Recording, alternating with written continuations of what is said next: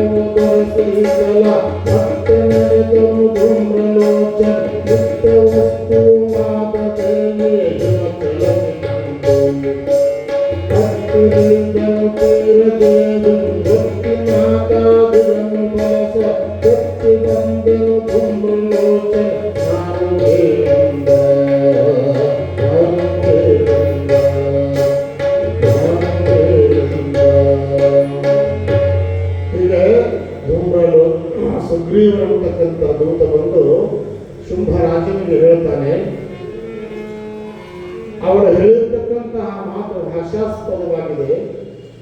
ಅದಕ್ಕೆ ನೀನೇ ಯುದ್ಧಕ್ಕೆ ಬರಬೇಕು ಅಂತಾಗಿ ಕರೀತಾಳೆ. ಇದೆಂತಹ ಹಾಸ್ಯಾಸ್ಪದವಲ್ಲ ಮಹಾರಾಜ ಅಂತ ಹೇಳಿ ಆ ರಾಕ್ಷಸ ಕೈ ಮುಗಿದ. ಹೇಳಿದನು ಬಗೆ ಬಗೆಯ ಬುದ್ಧಿಯ ಕೇಳಲು ಮಾತುಗಳ ಗರ್ವವು ಹೇಳು ತೀರಲಿಕ್ಕೆ ಸಾಧ್ಯ ಸರ್ವರ ಉಳಿಕೊಂಡಿರಲಿಲ್ಲ. ಬಹಳಷ್ಟು ಬುದ್ಧಿಯನ್ನು ಆಕೆಗೆ ನಾನು ಹೇಳಿದನು. ನಿನ್ನ ಶೌರ್ಯ ಪರಾಕ್ರಮ ನಿನ್ನ ಅಂತಸ್ತು ಎಲ್ಲವನ್ನ ತಿಳಿಸಿ ಹೇಳಿದೆ. ಆದರೆ ಆಕೆ ಅದಕ್ಕೆ ಒಪ್ಪುತ್ತಾ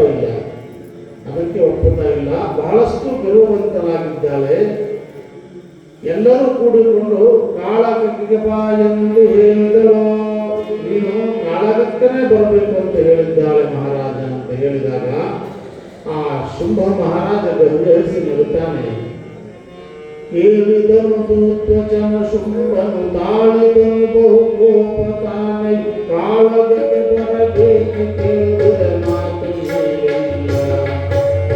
ಏನು ನೀನೆ ಧೂಮ್ರಲೋಚನ ಕಾಳು ಪೈನವನನ್ನ ಬರಸ ಬಾಲೆಯನ್ನು ಮುಂದಲೆಗೆ ಹಿಡಿದೆಳೆದು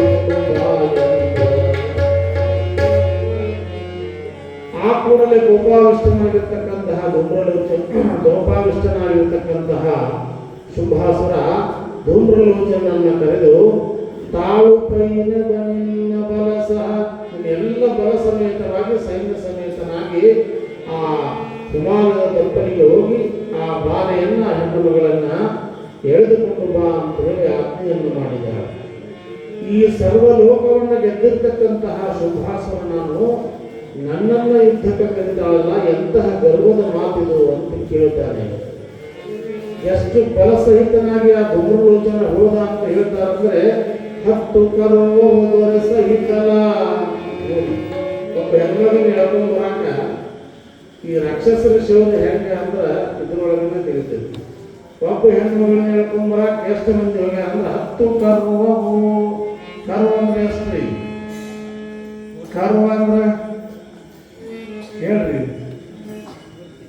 ಬಿಡಿ 10, 100, 1000, ಆಮೇಲೆ 10,000, ಆಮೇಲೆ ಲಕ್ಷ, ದಶಲಕ್ಷ, ಕೋಟಿ, ಅನಂತರ ದಶಕೋಟಿ, ಆಮೇಲೆ ಅಬ್ಜ. ಅಬ್ಜ ಆದಮೇಲೆ ಕರ್ವ, ವಿಕರ್ವ ಅಂತ ಬರ್ತಾರೆ. ಅಬ್ಜ ಅಂತಂದ್ರೆ 100 ಕೋಟಿ.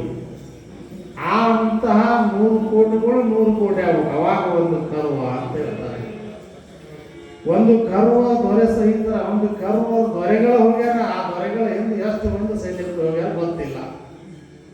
ಕೇವಲ ಒಬ್ಬ ಹೆಣ್ಣು ಮಗಳನ್ನು ಹಿಡ್ಕೊಂಡ್ ಬರ್ಲಿಕ್ಕೆ ಅವರ ತಲೆಯೊಳಗ ಹೆಣ್ಣು ಮಗಳು ಅಂದ್ರ ಏನಂತ ರಾಕ್ಷಸರೊಳಗಂದ್ರ ಅವಳೊಂದು ಕೀಳು, ಒಂದು ನಾಲೆಜ್ ಅಂತ ತಿಳಿದಿದ್ರು ಅವರು. ಅದಕ್ಕೆ ನಾವು ವರ ಕೊಡೋಕ ಏನ್ ಬಿಡ್ರು ಅಂದ್ರೆ ಹೆಣ್ಮಗಳು ಒಬ್ಬನ ಬಿಟ್ರೆ ಯಾರಿಂದಲೂ ವರ ಬರಬಾರ್ದು ಅಂತ ಅವ್ರು ಕೇಳಿದ್ರು. ಆದ್ರೆ ಅಂತಹ ಹೆಣ್ಣು ಮಗಳನ್ನು ಕೀಳಾಗಿ ಕಂಡಿರ್ತಕ್ಕಂಥವರಿಗೆ ಮೇಲಾಗಿ ತೋರಿಸಲಿಕ್ಕೆ ಜಗನ್ಮಾತೆ ಹೋಗಿದ್ದಾರೆ. ಒಬ್ಬ ಜಗನ್ಮಾತೆ ನಡ್ಕೊಂಡು ಬರಾಕ ಎಷ್ಟು ಮಂದಿ ಹೋಗ್ಯಾರ ನೋಡ್ರಿ. ಅದಕ್ಕೆ ಅವರಿಗೆ ಎಲ್ಲ ಬುದ್ಧಿಯನ್ನು ಕಲಿಸುವುದಕ್ಕಾಗಿ ಜಗನ್ಮಾತೆ ಹೋಗಿದ್ದಾಳೆ. ಆ ಧೂಮ್ರಲೋಚನ ಅಷ್ಟು ಜನ ಬಲ ಸಹಿತನಾಗಿ ಹೋಗ್ತಾ ಇದ್ದಾನೆ. ಮತ್ತೆ ನಡೆದನು ಧೂಮ್ರಲೋಚನ ನಿತ್ಯ ವಸ್ತು ಆಗದೆ ಹತ್ತಿರಿದನು ತೀರದೇವಿ ಭಕ್ತಿ ಮಾತಾ ಬಿಡನು ಬಲಸ ಎತ್ತಿ ಬಂದನು ಧೂಮ್ರಲೋಚನ ಬಂದು ನಾನು ಶುಭಾಸುರನ ಮಂತ್ರಿವರ್ಣ ಸೇನಾಧಿಪತಿಯಾಗಿರ್ತಕ್ಕಂಥವ, ನನ್ನ ಹೆಸರು ಧೂಮ್ರಲೋಚನ ಅಂತ ಹೇಳಿದ. ಹೇಳಿ ಏನು ಹೇಳ್ತಾನು ಅಂದ್ರೆ ಜಗನ್ಮಾತೆಗೆ ಬಂದರೊಳ್ಳಿತು ಬಾರದಿದ್ದಡೆ ಮುಂದಲೇ ಹಿಡಿದೆಳೆದು ತರೋ ಎಂದು ಆಜ್ಞೆಗಾಯಿತು ಶುಂಭನದನಲು ಪರದೆ. ನಮ್ಮ ರಾಜ ಆಜ್ಞೆಯನ್ನು ಮಾಡಿದ್ದಾನೆ, ನೀನು ಸರಳ ಬಂದ್ರೆ ಒಳ್ಳೆಯದು, ಬರೆದಿದ್ರೆ ನಿನ್ನ ಮುಂದಲೆಯನ್ನು ಹಿಡಿದು ಎಳೆದುಕೊಂಡು ಬಾ ಅಂತ ಹೇಳಿದಾನ. ಬರ್ತೀವೋ ಇಲ್ಲೋ ಅಂದ. ಜಗನ್ಮಾತೆಗೆ ಸಿಟ್ಟು ಬಂತು. ಯಾವ ತರನಾದ ಸಿಟ್ಟು ಬಂತು ಅಂದ್ರೆ ಒಂದೇ ಸಾರಿಗೆ ಸಿಟ್ಟಿನಿಂದ ಒಮ್ಮೆ ಹೂಮ್ ಅಂತ ಗರ್ಜನೆ ಮಾಡಿದಳು. ಕೇವಲ ಒಂದು ಹೂಮ್ ಅಂತ ಗರ್ಜನೆ ಮಾಡಿದಳು. ಅದೊಂದು ಗರ್ಜನೆಗೆ ಆ ರಾಕ್ಷಸ ಸುಟ್ಟ ಭಸ್ಮ ಆದ. ಯಾರು ಧೂಮ್ರಲೋಚ ಅಂತಕ್ಕಂಥವ ಅಂದು ಹೂಂಕರ ಮಾಡಿ ಭಸ್ಮವು ಆದನು ಧೂಮ್ರಲೋಚನ. ಇಂದು ಏನ್ ಹೇಳುವನು ಆ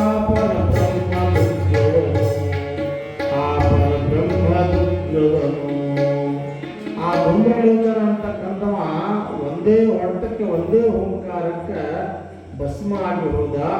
ಆತನ ಜೊತೆ ಯಾವ ಆಯುಧವನ್ನು ತಗೊಳ್ಳಿಲ್ಲ, ಏನೂ ಮಾಡಲಿಲ್ಲ ಜಗನ್ಮಾತೆ.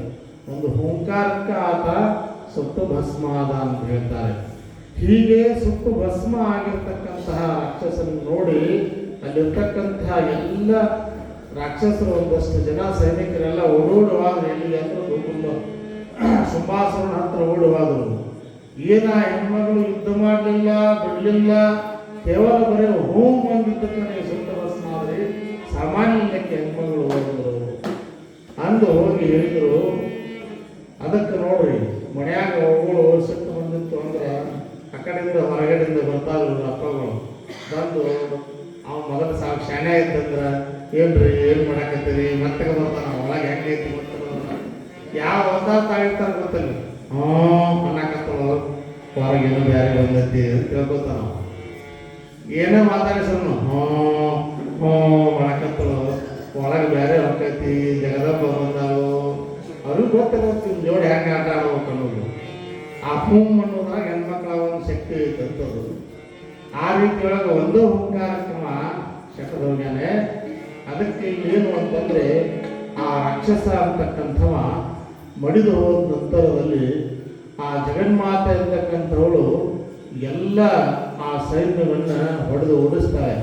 ಕಡಿದಳಾಕ್ಷಣ ಸರ್ವಶಸ್ತ್ರವ ಬಿಡದಲೆಚ್ಚವು ಮತ್ತವೀಸು ಬಿಡದ ದೈತ್ಯರ ಗಟ್ಟಿಗಳು ಕುಟ್ಟಿಗಳು ಮಧ್ಯದಲ್ಲಿ ಧೂಳಿ ಮರಳಿದರು ಹೆರಿಗೆ ಕಾರದು ಕೇಳದಶ್ವ ಪೂರ್ಣಿದೌಗ ಪುಡಿ ಪುಡಿಯ ಮಾಡಿಗಳು ಧೂಮ್ರ ಜನ ಮಹಾಬಲವ ಎಂದು ಉಳಿದ ಸೈನ್ಯ ಎಲ್ಲ ಆಕೆ ಮೇಲೆ ಎದ್ದು ಬಿಟ್ಟು ಅವರೆಲ್ಲರನ್ನ ಪುಡಿ ಪುಡಿ ಮಾಡಿಬಿಟ್ಟಳು ಒಂದೇ ಹೊಡೆತಕ್ಕೆ.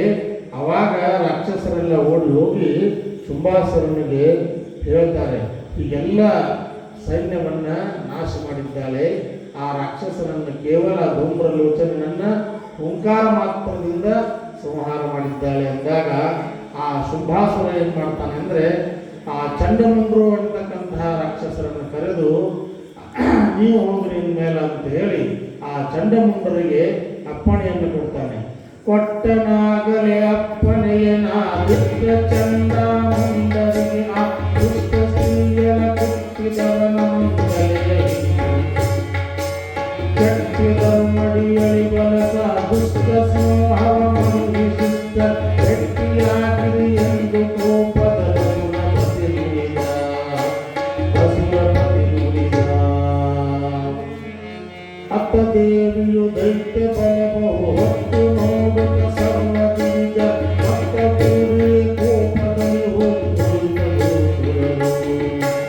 ತುತ್ತಿ ಕಳೆದನು ಆವಗನು ತಲೆ ಮತ್ತೆ ಔಡಲು ಬಿಟ್ಟು ಬಿಡದೆ ಚಿಕ್ಕದಲ್ಲಿ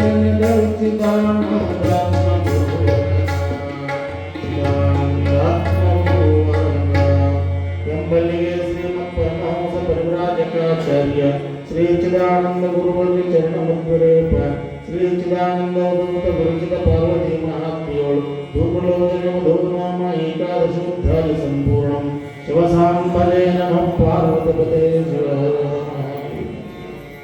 ಮುಗಿತಂದ್ರೆ ಚಲೋ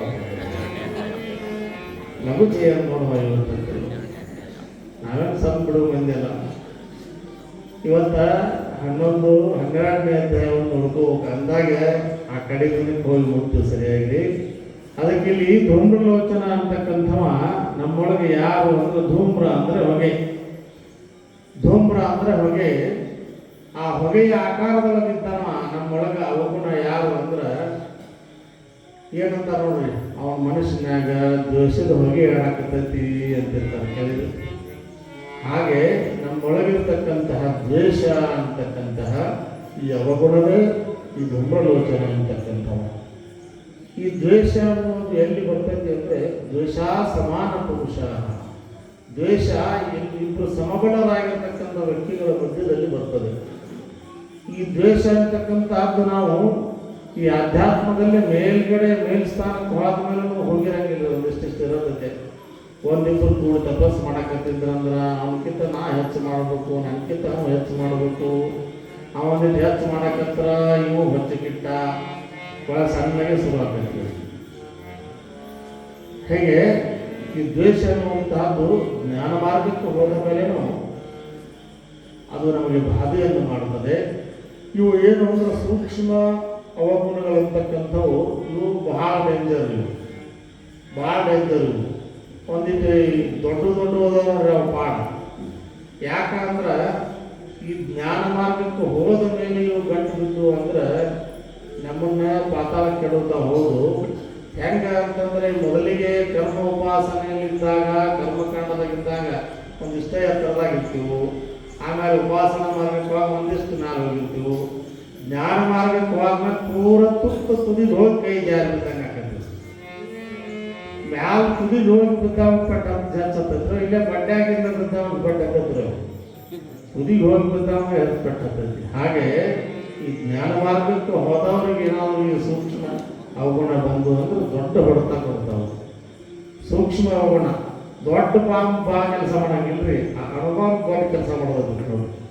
ಅಣುಬಾಂಬ ಜಗತ್ತು ಸುಡ್ತಾವು, ಎಲ್ಲ ತಯಾರು ಮಾಡಿಕೊಂಡು ಕೂತಾವೆ, ಎಂದು ಏನಾಕೈತೆ ಗೊತ್ತಿಲ್ಲ. ಹಾಗೆ ಇದು ಅಣುಬಾಂಬ್ ಇದ್ದಂಗೆ ಇವು ಸೂಕ್ಷ್ಮ ಅವಗುಣ ಅಂದ್ರೆ ಇವು. ಅಂತಹ ದ್ವೇಷ ಅನ್ನುವಂತಹ ಎಲ್ಲ ಕೂಡಿ ಕೊನೆಗೆ ಚರ್ಚೆ ಮಾಡೋದ್ರಿ ಈ 12ನೇ ಅಧ್ಯಾಯವನ್ನು ಮುಗಿಸಬಿಡೋದು ಅಂತ.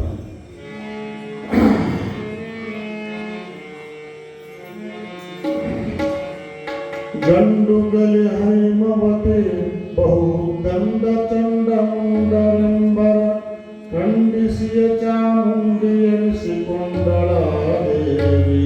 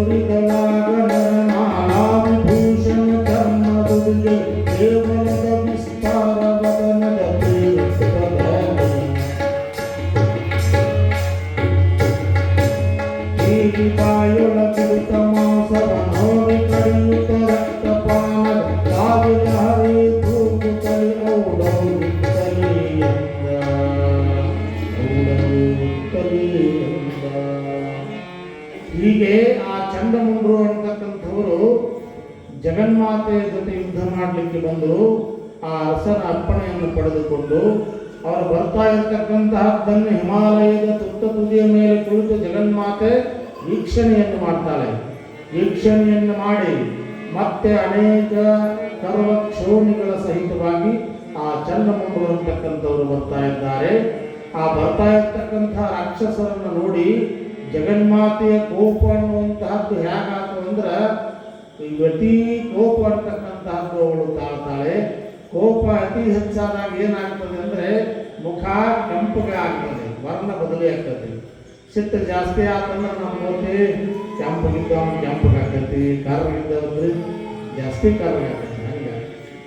ಹಾಗೆ ಜಗನ್ಮಾತೆ ಏನು ಅಂದ್ರೆ ಬಹಳಷ್ಟು ಕೋಪ ಬಂದು ಮುಖ ಕೆಂಪಗಾಗಿ ಇನ್ನೂ ಹೆಚ್ಚಾತಂದ್ರೆ ಕೊನೆಗೆ ಆಗೋದು ಕರ್ರಗಣರಿ. ನೀವು ಅಡುಗೆ ಮಾಡಾಕಿರ್ತಿರ್ತೀರಿ, ಏನು ಮಾಡ್ತೀವಿ ಅದಕ್ಕೆ ಒಂದಿಷ್ಟು ಶಿರ ಮಾಡತ್ತಿರಂತೀರಿ. ಶಿರ ಮಾಡೋದ್ನಾಗ ಅದಕ್ಕೆ ಕೇಸರಿ ಹಾಕ್ತೀವಿ, ಕೆಂಪಗಾತು, ಮತ್ತು ಹಂಗೆ ಇನ್ನ ಕಾವು ಕೊಟ್ರಿ ಅಂದ್ರೆ ಕಾದು ಸುತ್ತ ಕರ್ರಗೆ ಆಗ್ತೈತಿ. ಹಾಗೆ ಜಗನ್ಮಾತೆಯ ಕೋಪ ಎಷ್ಟು ಏರಿತು ಅಂದ್ರೆ ಅವಳ ಮುಖ ಎಲ್ಲವೂ ಮರಳಿ ಕರ್ರಗಾಗುವ ರೀತಿಯೊಳಗೆ ಕರ್ರಗಾದಳು. ಅವಳ ಮುಖ ಕರ್ರಗಾಗಿ ಕಾಳಿಕಾ ರೂಪವನ್ನು ತಾಳಿದಳು ಅಂತ ಹೇಳ್ತಾರೆ. ಆ ಕಾಳಿಕಾ ರೂಪವನ್ನು ತಾಳಿ ಜಗನ್ಮಾತೆ ಯಾವ ರೀತಿಯಾಗಿ ಇದ್ದಳು ಅಂತ ಹೇಳ್ತಾರೆ.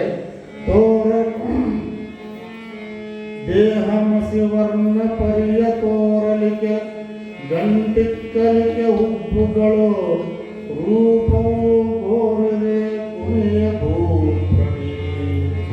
ಭೂಪಣಿ ಅಂದ್ರೆ ಈ ನಡುಮಧ್ಯದಲ್ಲಿರ್ತಕ್ಕಂತಹ ಎರಡೂ ಉಬ್ಬುಗಳ ಮಧ್ಯದಲ್ಲಿರ್ತಕ್ಕಂತಹ ಭೂಪ್ರಣಿ ಅಂತಾರೆ. ಅದು ಸಹಿತ ಜಗನ್ಮಾತೆಯಲ್ಲಿ ಕರ್ರಗಾಗಿ ಮತ್ತಷ್ಟು ಕಪ್ಪಾಯಿತು. ಆ ಜಗನ್ಮಾತೆ ಕರ್ರಗಾಗಿ ಮಹಾಕರಾಳ ವದನದಲ್ಲಿ ಕಪ್ಪು ಮುಖದೊಳಗ ಕಾಳಿಕಾ ಭವಾನಿ ರೂಪ ತಾಳ್ತಾಳೆ. ತಾಳಿ ಆ ಕೋಪದೊಳಗ ಸಿಕ್ಕಿರ್ತಕ್ಕಂಥ ಎಲ್ಲ ರಾಕ್ಷಸರತಕ್ಕಂಥವರನ್ನ ಕರಕರನ್ನ ಕಡಿದು ತಿನ್ಲಿಕ್ಕೆ ಶುರು ಮಾಡಿಬಿಡ್ತಾಳೆ. ವಿಕೃತ ರೂಪವನ್ನು ತಾಳ್ತಾಳೆ ಜಗನ್ಮಾತೆ. ಟಿವಿ ತೋರಿಗಳಾಗ ನರಮಾಲಾ ವಿಭೂಷಣ ಚರ್ಮದುಡಿಗೆ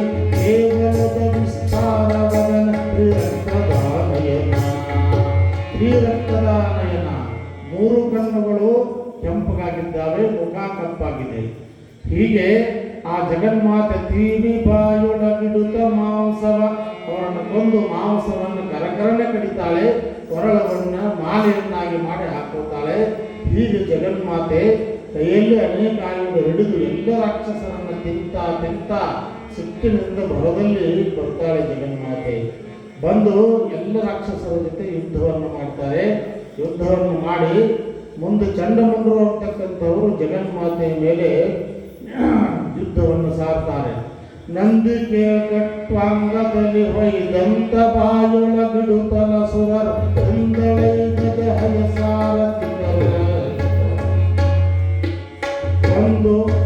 ಕೊಂದು ನಮನು ತಾರ್ಭಟಿಸಿತ ನಂದು ಸರ್ರಣೆ ಸೇದಿದಳು ರಕ್ತ ನಂದು ಕುಡಿಯುತ್ತಲಿದ್ದಳ ಶಂಕರಿ ಭಯಂಕರಿಯೋ ಶಂಕರಿ ಭಯಂಕರಿಯೋ.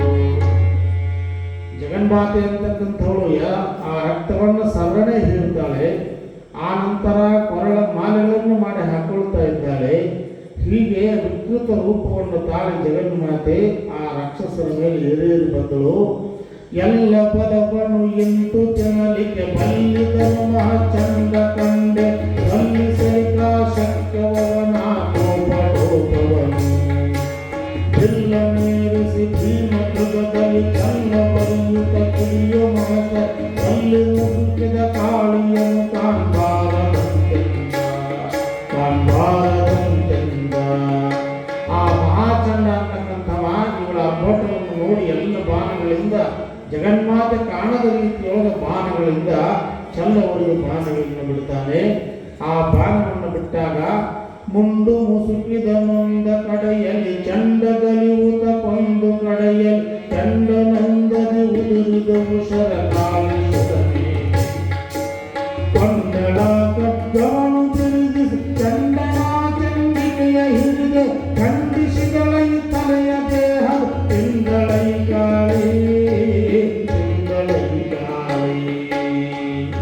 ಆ ಜಗನ್ಮಾತೆ ಯಾವಾಗ ಚಂಡ ಅಂತಕ್ಕಂಥವ ಎದುರುಗಡೆ ಬಂದನೋ ಆತನನ್ನು ಖಡ್ಗದಿಂದ ಕಡಿದು ಆತನ ತಲೆಯನ್ನೇ ಕರಕರನ್ನ ಕಡಿದು ತಿಂದು ಹೋಗಿದಳು. ಅನಂತರ ಚಂಡ ಹೋದ ಮೇಲೆ ಮುಂದೊಪ್ಪುಳಿದಿದ್ದ ಆ ಮುಂಡಾಸುರ ಅಂತಕ್ಕಂಥವನು ಬಂದ ಎದುರಿಗೆ ಬಂದು ನೋಡಿದನು ಮಹಾಮುಂಡ ಚಂಡನ ಬೇಡು ಕಾಣುತ್ತ ಕೋಪದಲ್ಲಿ ಕೂಡಿದಳು ಮುಂದೆಯನ್ನು ಮುಂದಲೆಯ ಹಿಡಿದು ಝಾಡಿಸಿದಳ ಖಡ್ಗದಲ್ಲಿ ತಲೆ ಕೂಡಿಸಿದುದು ಮುಂಡನಲ್ಲಿ ಕಾಡುತ್ತಲೇ ನೋಡಿದಳು ದಂತದಲ್ಲಿ ಮಹಾಕಾಳಿ. ಅವಾಗ ಚಂಡ ಹಿಡಿದು ಯಾವಾಗ ಕಡಿದು ತಿಂದಳು ಆ ಮುಂಡಾಸುರ ಅಂತಕ್ಕಂಥವ ಮುಂದಕ್ಕೆ ಬರ್ತಾನೆ. ಅವಾಗ ಮುಂಡಾಸುರ ಬಂದಾಗ ಏನು ಮಾಡಿದ್ರು ಅಂದ್ರೆ ಆತನ ಚಂಡ ಕೈಯಾಗಿ ಹಿಡ್ಕೊಂಡ್ರು. ಚಂಡ ಕೈಯಾಗಿ ಹಿಡ್ಕೊಂಡು ತಿರುವಾಡಿ ಏನು ಮಾಡಿದ್ರು ಅಂದ್ರೆ ಆತನ ತಳ ಹಿಡಿದು ಎಲ್ಲ ಚಂಡ ಜಡ್ಡಾಗಿನ ಮುಂಡ ಇದಕ್ಕೆ ಏನಂತಾರು ಚಂಡ ಅಂತ ಕರೀತಾರೆ. ಈ ಚೆಂಡಿನಿಂದ ಕೆಳಗಿದ್ದಕ್ಕೆ ಏನಂತಾರೆ ಇದು ಮುಂಡ ಅಂತ ಕರೀತಾರೆ. ಅದಕ್ಕೆ ಆ ಮುಂಡವನ್ನು ಕರಕರ ತಿಂದು ಚಂಡಷ್ಟು ಹೊರಗೆ ಹೋಗ್ಬಿಟ್ರು. ಹೀಗೆ ಇಬ್ಬರು ಚಂಡ ಮತ್ತು ಮುಂಡ್ರು ಅಂತಕ್ಕಂಥವರನ್ನು ಜಗನ್ಮಾತೆ ಸಂಹಾರ ಮಾಡಿದಳು. ಚಂಡ ತಿಂದರು, ಮುಂಡವನ್ನೇ ತಿಂದು ಹಾಕಿಬಿಟ್ಟರು. ಹೀಗೆ ಇಬ್ಬರು ರಾಕ್ಷಸರು ಅಂತಕ್ಕಂಥವರು ಆ ಜಗನ್ಮಾತೆಯ ಕೈಯೊಳಗೆ ಮಡಿದು ಹೋಗುತ್ತಾರೆ. ಆ ಮಡಿದು ಹೋಗಿರ್ತಕ್ಕಂಥ ರಾಕ್ಷಸರು ಚಂಡ ಮುಂಡ್ರು ಅಂತಕ್ಕಂಥವ್ರು ಯಾರು ಅಂದರೆ ಅಸೂಯೆ ಮತ್ಸರ. ಅಸೂಯೆ ಅಂತಂದ್ರೆ ಎರಡು ಒಂದರೆ ಅವು ನೋಡಾಕ ಒಂದೇ ಅನ್ನಿಸ್ತಾವ. ಅಸೂಯೆ ಅಂತಕ್ಕಂಥದ್ದು ಮೊದಲು ತಲೆಯಾಗಿ ನೋಡ್ಬೇಕ್ರಿ ಅದು ಅಸೂಯೆ. ಆಮೇಲೆ ಅದು ಎಲ್ಲಿಗೆ ಬರ್ತೈತಿ ಅಂದ್ರೆ ಆ ಮತ್ಸರ ಹೊಟ್ಟೆಯಾಗ ಬರ್ತೈತಿ. ನೋಡ್ರಿ ಒಳಗೆ ಹೊಟ್ಟೆ ಕಿಚ್ಚು ಅಂತ ಕರೀತಾರೆ. ಎಷ್ಟರ ಹೊಟ್ಟೆ ಕಿಚ್ಚು ಬಿಡ್ತಾನೆ ಮರಯ ಅಂತ ಕೇಳಿರಿ. ಆ ರೀತಿಯೊಳಗೆ ಅಸೂಯೆ ಮೊದಲು ತಲೆಯಾಗಿ ಮುಡಿದತ್ತಲ್ಲ ಆ ತಲೆನ ತಿಂದು ಬಿಡೋದು. ಆಮ್ಯಾಗ ಇದು ಹೊಟ್ಟೆ ಕಿತ್ತು ಬಿಡೋದು, ಹೊಟ್ಟೆ ತಿಂದು ಬಿಡೋದು. ಹೀಗೆ ಈ ಅಸೂಯೆ ಮತ್ಸರಗಳನ್ನು ಸಂಹಾರ ಮಾಡಿದ ಪರಿಯನ್ನು ನಿಮಗೆಲ್ಲ ಇಲ್ಲಿ ತಿಳಿಸಿ ಹೇಳ್ತಾ ಇದ್ದಾರೆ. ಚಂಡಮುಂಡ್ರು ಅಂದರೆ ಇವು ಅಸೂಯೆ ಮತ್ಸರ. ಇವು ಮೂರು ನೋಡಾಕ ಒಂದ ಅನ್ನಿಸ್ತಾವ್ರಿ. ದ್ವೇಷ, ಅಸೂಯೆ, ಮತ್ಸರ ಇವು ಎಲ್ಲವೂ ಒಂದೇ ಲೈನ್ಯಾಗ ಬಂದ್ರೂ ಒಂದಷ್ಟಿಷ್ಟು ಬೇರೆ ಇರ್ತೈತೆ. ಈ ದ್ವೇಷ ಅನ್ನುವಂಥದ್ದು ಇದ್ದಾಗ ಏನಾಗ್ತೈತಿ ಅಂದ್ರೆ ಅದು ಸುಮ್ಮ ಅಲ್ಲೇನೋ ಕೆಲಸ ಆಗೋದಂದ್ರೆ ಏನೋ ಇವ್ರಿಗೆ ಅವರು ಜಗಳ ಹಚ್ಚೋದು, ಅವ್ರಿಗೆ ಜಗಳ ಹಾಕೋದು ಇಷ್ಟ ನಡೀತೈತಿ. ಆಮೇಲೆ ಇದು ಅಸೂಯೆ ಮತ್ಸರ ಅಂದ್ರೆ ಅಸೂಯೆ ಮೊದಲು ತಲೆಯಾಗ ಮೂಡ್ತೈತಿ. ತಲೆಯಾಗ ಅಸೂಯೆ ಮೂಡಿ ಅದು ಹೊಟ್ಟಿಗೆ ಯಾವಾಗ ಅಸೂಯೆ ಇದ್ದದ್ದು ಮತ್ಸರಕ್ಕೆ ತಿರುಗಿತು ಅವಾಗ ಏನಾಕತಿ ಅಂದರೆ ಎರಡು ರೋಗ ಒಂದಾಕತಿ. ಇಲ್ಲದ್ರೆ ಅದರೇ ಸಾಯ್ತೈತಿ, ಇದರೇ ಸಾಯ್ತೈತಿ. ಹೀಗೆ ಎರಡು ಒಂದಾದ್ರೂ ಅವು ಏನಂದ್ರೆ ಅವರ ತೀವ್ರತೆಯಲ್ಲಿ ವ್ಯತ್ಯಾಸ ಇರ್ತವೆ. ಹೀಗೆ ಚಂಡಮುಂಡು ನೋಡಾಕ ಹೆಸರು ಒಂದು ಅನಿಸಿದ್ರು ಒಂದು ಅಕ್ಷರ ಹೆಂಗೆ ಬದಲಿಯಿತೋ ಹಂಗೆ ಏನು ಅಂದರೆ ಈ ಅಸೂಯೆ ಮತ್ಸರಗಳು ನಮ್ಮಲ್ಲಿ ಕೆಲಸ ಮಾಡ್ತವೆ. ಈ ಅಸೂಯೆ ದ್ವೇಷ, ಅಸೂಯೆ ಮತ್ಸರಗಳಂತಕ್ಕಂಥವುಗಳನ್ನು ನಾವು ಕಳೆದುಕೊಳ್ಬೇಕು ಅಂತ ಹೇಳಿ ನಮಗೆಲ್ಲ ಮಹಾತ್ಮರು ತಿಳಿಪಡಿಸ್ತಾ ಇದ್ದಾರೆ. ಇಂತಹ ಈ ಅಸೂಯೆ ಮತ್ಸರಗಳು ಅಂತಕ್ಕಂಥವುಗಳನ್ನು ನಾವು ಕಳ್ಕೊಳ್ಳಿಲ್ಲ ಅಂತಂದರೆ ಏನಾಗತ್ರಿ, ಭಾಳಷ್ಟು ನಮ್ಮ ಹೊಲ ಬೆಳೆದಿತ್ತು ಅಂತಂದ್ರೆ ನಮ್ಮ ಹೊಲ ಜೋರು ಬೆಳೆದೈತಿ. ವರ್ಷ ಒಂದು 100 ಚೀಲ ಗೊಂಜಾಳ ಬೆಳೆದು ನಾವು ಒಂದು 100 ಚೀಲ ಗೊಂಜಾಳ ಬೆಳೆದು ರೀ ಎಷ್ಟು ಖುಷಿಯಾಗಿರ್ತಾನಂದ್ರಿ ಮನುಷ್ಯ. ಭಾಳ ಖುಷಿಯಾಗಿರ್ತಾನೆ. ಒಂದು 100 ಚೀಲ ಅಥವಾ 100 ಚೀಲ ಅದ ಖುಷಿ ಹಂಗೆ ಉಳಿಯಂಗಿಲ್ಲ. ಮಕ್ಕಳು ಹೊಳ್ದ ಒಂದು 110 ಚೀಲ ಬೆಳೆದಾನೋ ಯಾರ ಕೇಳಿದ್ರು ಅಂದರೆ ಅವಾಗ ಇದ್ದ ಸಂತೋಷ ಹಾಳಾಗ್ಬೇಕತ್ರಿ. ಅವೇನು ಮಾಡ್ತಾನ ನಾವು 10 ಚೀಲ ಕಮ್ಮಿ ಆಗ್ತದಪ್ಪ ಅಂತ ಒಳಗೆ ಆ ಹೊಟ್ಟೆಗೆ ಚೇಂಜ್ ಮಾಡ್ತಾ ಅಂದ್ರೆ ಇದ್ದ ಶಾಂತಿಯನ್ನು ಹಾಳು ಮಾಡ್ಬೇಕು. ನಮ್ಮ ಮನೆಯಾಗ ನಮ್ಮ ಮಗ 100ಕ್ಕೆ 98 ಮಾರ್ಕ್ಸ್ ತಗೊಂಡಾನು.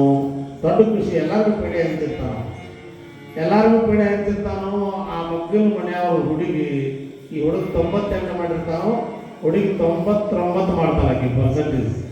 ಅವಾಗ ಒಂದು ಸಂತೋಷ ಎಲ್ಲ ಹಾಳಾಗ್ಬೇಕತ್ರಿ. ಬಂದು ಮನೆಯಾಗ ಹುಡುಗನ ಮೇಲೆ ಹೆಂಗೆ ರೇಗಾಡ್ತಾನ ಅಂದ್ರೆ ನೋಡು ಮಕ್ಕಳಾಗ ಹೆಣ್ಣುಮಗಳಕ್ಕೆ 99 ಮಾಡ್ಯಾಳ, ನೀವು ಮಾಡಿದ್ವಿ ಊಟ ಗಂಡಸು ನಿಜವಂತ ಗಂಡಸಾಗಿದೆ ಅಂತ ರೇಗಾಡಕ ಶುರು. ಇದು ಏನಂದ್ರೆ ಇದು ಮತ್ಸರ.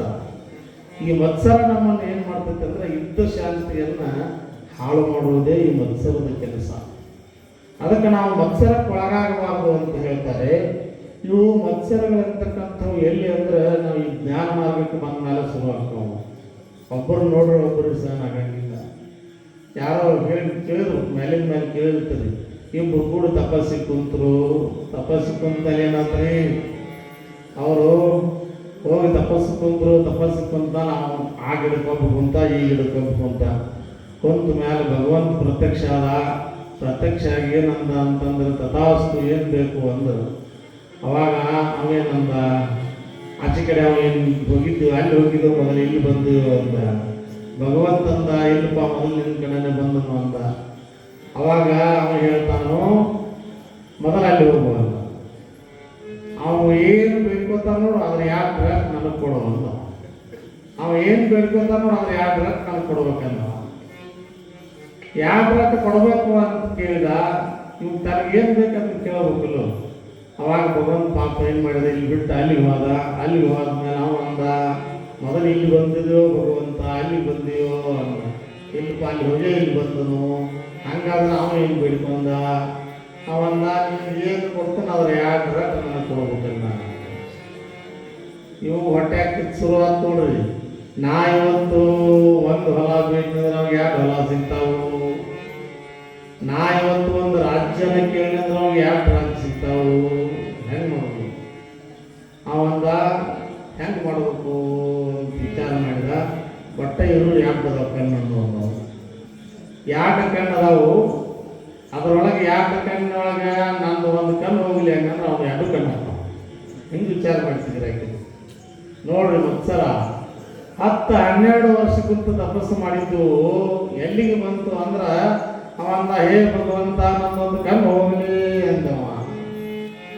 ಇವೊಂದೊಂದು ಕಣ್ಣು ಹೋತು ಆಚೆ ಕಡೆ ನಾವು 2 ಕಣ್ಣು ಹೋದು. 12 ವರ್ಷ ತಪಸ್ಸು ಮಾಡಿ ಭಗವಂತ ಪ್ರತ್ಯಕ್ಷ ಆಗಿ ಏನು ಸಾಧಿಸಿದೆವು? ಇದು ಹಾನಿ ಮಾಡಲಿಲ್ರಿ. ಎಂಥ ಹಾನಿ ಮಾಡ್ತಿದ್ದು, ಇಡೀ ಜೀವನ ಬರುವಾದ ಮಾಡಿದ್ದು.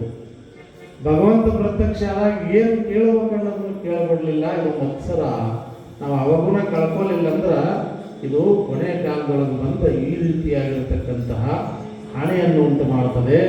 ಇವು ಹೆಚ್ಚಾನೆಚ್ಚು ಎಲ್ಲಿ ದ್ವೇಷ ಮತ್ಸರಗಳು ಅಂದ್ರೆ ದೊಡ್ಡ ದೊಡ್ಡವರ ಹಂತಕ್ಕೆ ಭಾಳ ಬರ್ತಾವೆ. ಇವು ಎಲ್ಲಿ ನೋಡು ದೊಡ್ಡ ದೊಡ್ಡ ದೇಶ ಇರ್ತಾವ, ದೇಶದ ನಡುವ, ರಾಜ್ಯದ ನಡುವು ದ್ವೇಷದ ಹೊಗೆ ಆಗ್ತದೆ, ಮಧ್ಯದಲ್ಲಿ ಯುದ್ಧ ಆಗ್ತದೆ. ಹೀಗೆ ಈ ದ್ವೇಷ ಅನ್ನುವಂತಹದ್ದು ನಮ್ಮನ್ನು ಓದಿ ಎಲ್ಲಿಗೆ ಹಸ್ತತಿ ಗೊತ್ತಿಲ್ಲ. ಈ ಧರ್ಮದವರು ಆ ಧರ್ಮದವ್ರ ಮೇಲೆ ದ್ವೇಷ ಮಾಡೋದು ಎಲ್ಲಿದಾವಂದ್ರೆ ಇಲ್ಲೇ ಈ ಭಕ್ತಿ ಮಾರ್ಗದೊಳಗೆ ಜಾಸ್ತಿ ಬರ್ತಾವೆ.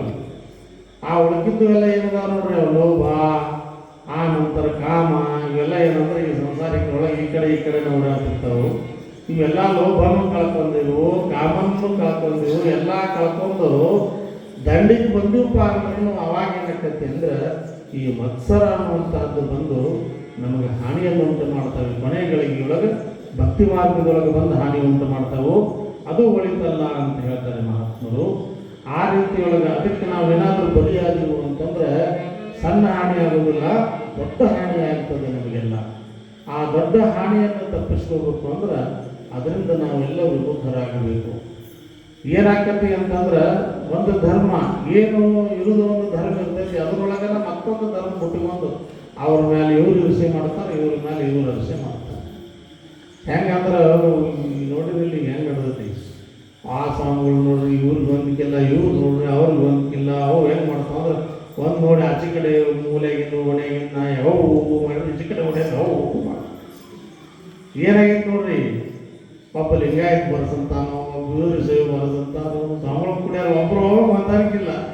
ಇದಕ್ಕೆ ನೀವು ಜ್ಞಾನ ಮಾರ್ಗದಾಗ ಬರ್ತಕ್ಕಂಥ ಅವಗುಣ ಇದು ಅಂತ ಹೇಳಿ ಅವರೆಲ್ಲ ಸ್ವಾಮಿಗಳು ನಮ್ಮ ಬೆಳೆನ ಏನು ಅಂದ್ರೆ ಇವರೆಲ್ಲರೂ ಸ್ವಾಮಿಗಳು ಇರಲಿಲ್ಲ ಅಂದ್ರೆ ನಾವು ಒಂದು ನಿರ್ಧಾರಕ್ಕೆ ನಿಕ್ಕಿ ಬರ್ತಿದ್ವು ಅಂತ ನಾವು. ಯಾಕಂದ್ರೆ ಒಬ್ಬರು ಹೇಳ್ತಾರೆ ಇದ್ರ ಒಬ್ಬ ಹಿಂದೂ ಪಂಚಮ ಸಾಲಿ ಬರ್ಸಂತ ಒಬ್ಬ ಅಂತಾರೆ, ಒಬ್ಬ ಹೇಳ್ತಾರೆ ವೀರ ಸೇವೆ ಅಡ್ಡ ಬರ್ಸಂತಾರ, ಒಂದು ಗ್ಯಾಂಗ್ ಹೇಳಕತ್ತೈತಿ ವೀರ ಸೇವೆ ಲಿಂಗಾಯತ್ ಅಂತ ಬರ್ಸಂತ ಒಂದು ಗ್ಯಾಂಗ್ ಹೇಳ್ತೈತಿ, ಮತ್ತೊಂದು ಗ್ಯಾಂಗ್ ಹೇಳ್ತೈತಿ ಬರೇ ಲಿಂಗಾಯತ್ ಅಡ್ಡ ಬರ್ಸಂತ ಅಂತ ಹೇಳ್ತದೆ. ಇವರೊಳಗೆ ಹೊಂದಾಣಿಕಿಲ್ಲ. ಕಾರಣ ಏನಂದ್ರೆ ಇದು ಮತ್ಸರ. ಅದಕ್ಕೆ ಮಾಡಪ್ಪ ಅಂದ್ರೆ ಯಾರೂ ಸ್ವಾಮಿಗಳು ಇಲ್ಲ ಅಂದ್ರೆ ನಾವೆಲ್ಲ ಸಮಾಜದವ್ರು ಕೂಡಿ ಒಂದು ಏನಾದ್ರೆ ಯಾವ್ದಾರ ಒಂದು ಏನು ಲಾಭ ಆಗಲಿ ನುಕ್ಸಾನ ಆಗಲಿ ಒಂದರ ಬರ್ತಿದ್ವಿ, ರಟ್ರು ಇದ್ದದಕ್ಕೆ ಇದಾಗವಲ್ದು ಅಂತ ಅವಂತಕ್ಕೆ ಅನ್ನೋದು ಕರೆ ಐತಿ. ಹಾಗೆ ಏನು ಅಂದ್ರೆ ಒಬ್ರಿಗೊಬ್ಬರು ಹೊಂದಾಣೆ ಮಾಡಿಕೊಡಂಗಿಲ್ಲ. ಇದು ಮತ್ಸರ. ಈಗಷ್ಟೇ ಅಲ್ಲ, ಹಿಂದಿನ ಕಾಲದಿಂದಲೂ ಬಂದೈತಿ. ಹಿಂದೆ ಏನಾಗಿತ್ತು ಅಂದರೆ ಯಡಿಯೂರು ಸಿದ್ದಲಿಂಗೇಶ್ವರರ ಕಾಲಕ್ಕೆ ಆ ಶಿವಮತವನ್ನು ಎಲ್ಲ ಕಡೆಯವರು ಪಸರಿಸ್ತಾ ಇದ್ರು. ಆ ಶಿವಮತವನ್ನು ಪಸರಿಸ್ತಾ ಇರ್ತಕ್ಕಂಥ ಕಾಲದೊಳಗೆ ಅವ್ರು ಎಲ್ಲಿ ಹೋಗಿರ್ತಾರೋ ಅಂದರೆ ಹುಲಿಯೂರು ದುರ್ಗ ಅಂತಕ್ಕಂತಹ ಊರಿಗೆ ಹೋಗಿರ್ತಾರೆ. ಆ ಹುಲಿಯೂರು ದುರ್ಗ ಊರಿಗೆ ಹೋದ ಸಂದರ್ಭದಾಗ ಏನಾಗ್ತೈತಿ ಅಂದರೆ ಅಲ್ಲಪ್ಪ ಶರಣ ಮನುಷ್ಯ ಇದ್ದ. ಆ ಶರಣ ಮನುಷ್ಯ ಅಂತಕ್ಕಂಥವ ಹೇಗೆ ಅಂದರೆ ಬೂದಿ ಮುಚ್ಚಿದ ಕೆಂಡದಂತೆ ಒಳಗಡೆ ಎಂತಹ ಜ್ಞಾನ ಪ್ರಕಾಶಿದ್ರು ಹೊರಗಡೆ ಗರ್ವವನ್ನು ತೋರಿಸಿಕೊಳ್ಳಾರದೆ ಆತ ಏನು ಮಾಡಿದ್ದ ಅಂದ್ರೆ ಅಲ್ಲಿ ಶಿವನಾಮ ಸ್ಮರಣೆಯನ್ನು ಮಾಡ್ತಾ ಶಿವನ ಭಜನೆಯನ್ನು ಮಾಡ್ತಾ ಕಾಲವನ್ನು ಕಳೀತಿದ್ದ. ಆಗ ಕಾಲಕ್ರಮೇಣದಲ್ಲಿ ಆತನಿಗೆ ಏನಾಯ್ತು ಅಂತಂದ್ರೆ ಇನ್ನೂ ವಯಸ್ಸಿರಾಕಾಗ್ಲಿನೂ ಒಂದು ರೋಗ ಬಂದ ಮನುಷ್ಯ ಏನು ಮಾಡ್ತಾನೆ ಅಂದರೆ ಹಸುನೀಗ್ತಾನೆ. ಹಸುನೀಗಿದಾಗ ಈ ಕಡೆಯಿಂದ ಯಡಿಯೂರು ಸಿದ್ದಲಿಂಗೇಶ್ವರರು ಹೋಗ್ತಿರ್ತಾರೆ ಹುಲಿಯೂರು ದುರ್ಗದೊಳಗೆ. ಆ ಕಡೆಯಿಂದ ಏನಾಕತಿ ಅಂದ್ರೆ ಆ ಹೆಣ ತಗೊಂಡು ಆ ಶರಣನ ಹೆಂಡತಿ ಹೆಣ್ಮಗಳು ಅವಳು ಬಹಳಷ್ಟು ಸಾಧು ಶಿರೋಮಣಿ ಇದ್ದಳು.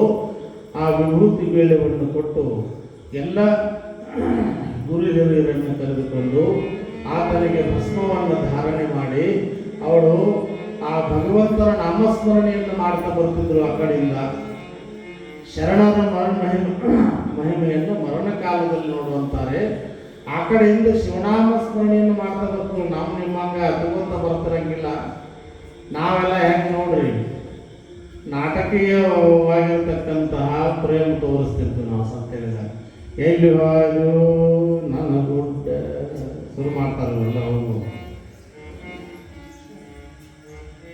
ನನ್ನ ಗುಡ್ಡ ಎಲ್ಲಿ ಹೋದು ನನ್ನ ರಾಜ್ಯ, ಏನು ಪೋದ ರಾಜ್ಯ ಆಗಿರ್ಬೇಕ್ರೆ ಎಲ್ಲಿ ಹೋದು ನನ್ನ ರಾಜ್ಯ, ಎಲ್ಲಿ ಹೋದು ನನ್ನ ವಕೀಲ, ಎಲ್ಲಿ ಹೋದು ನನ್ನ ಪಂಡಿತ, ಏನು ವರ್ಣನೆ ಕೇಳ್ಬೇಕು. ಅವುಗಳು ದೊಡ್ಡ ವರ್ಣನೆ ಮಾಡ್ತಿರ್ತಾರೆ ಅವರು.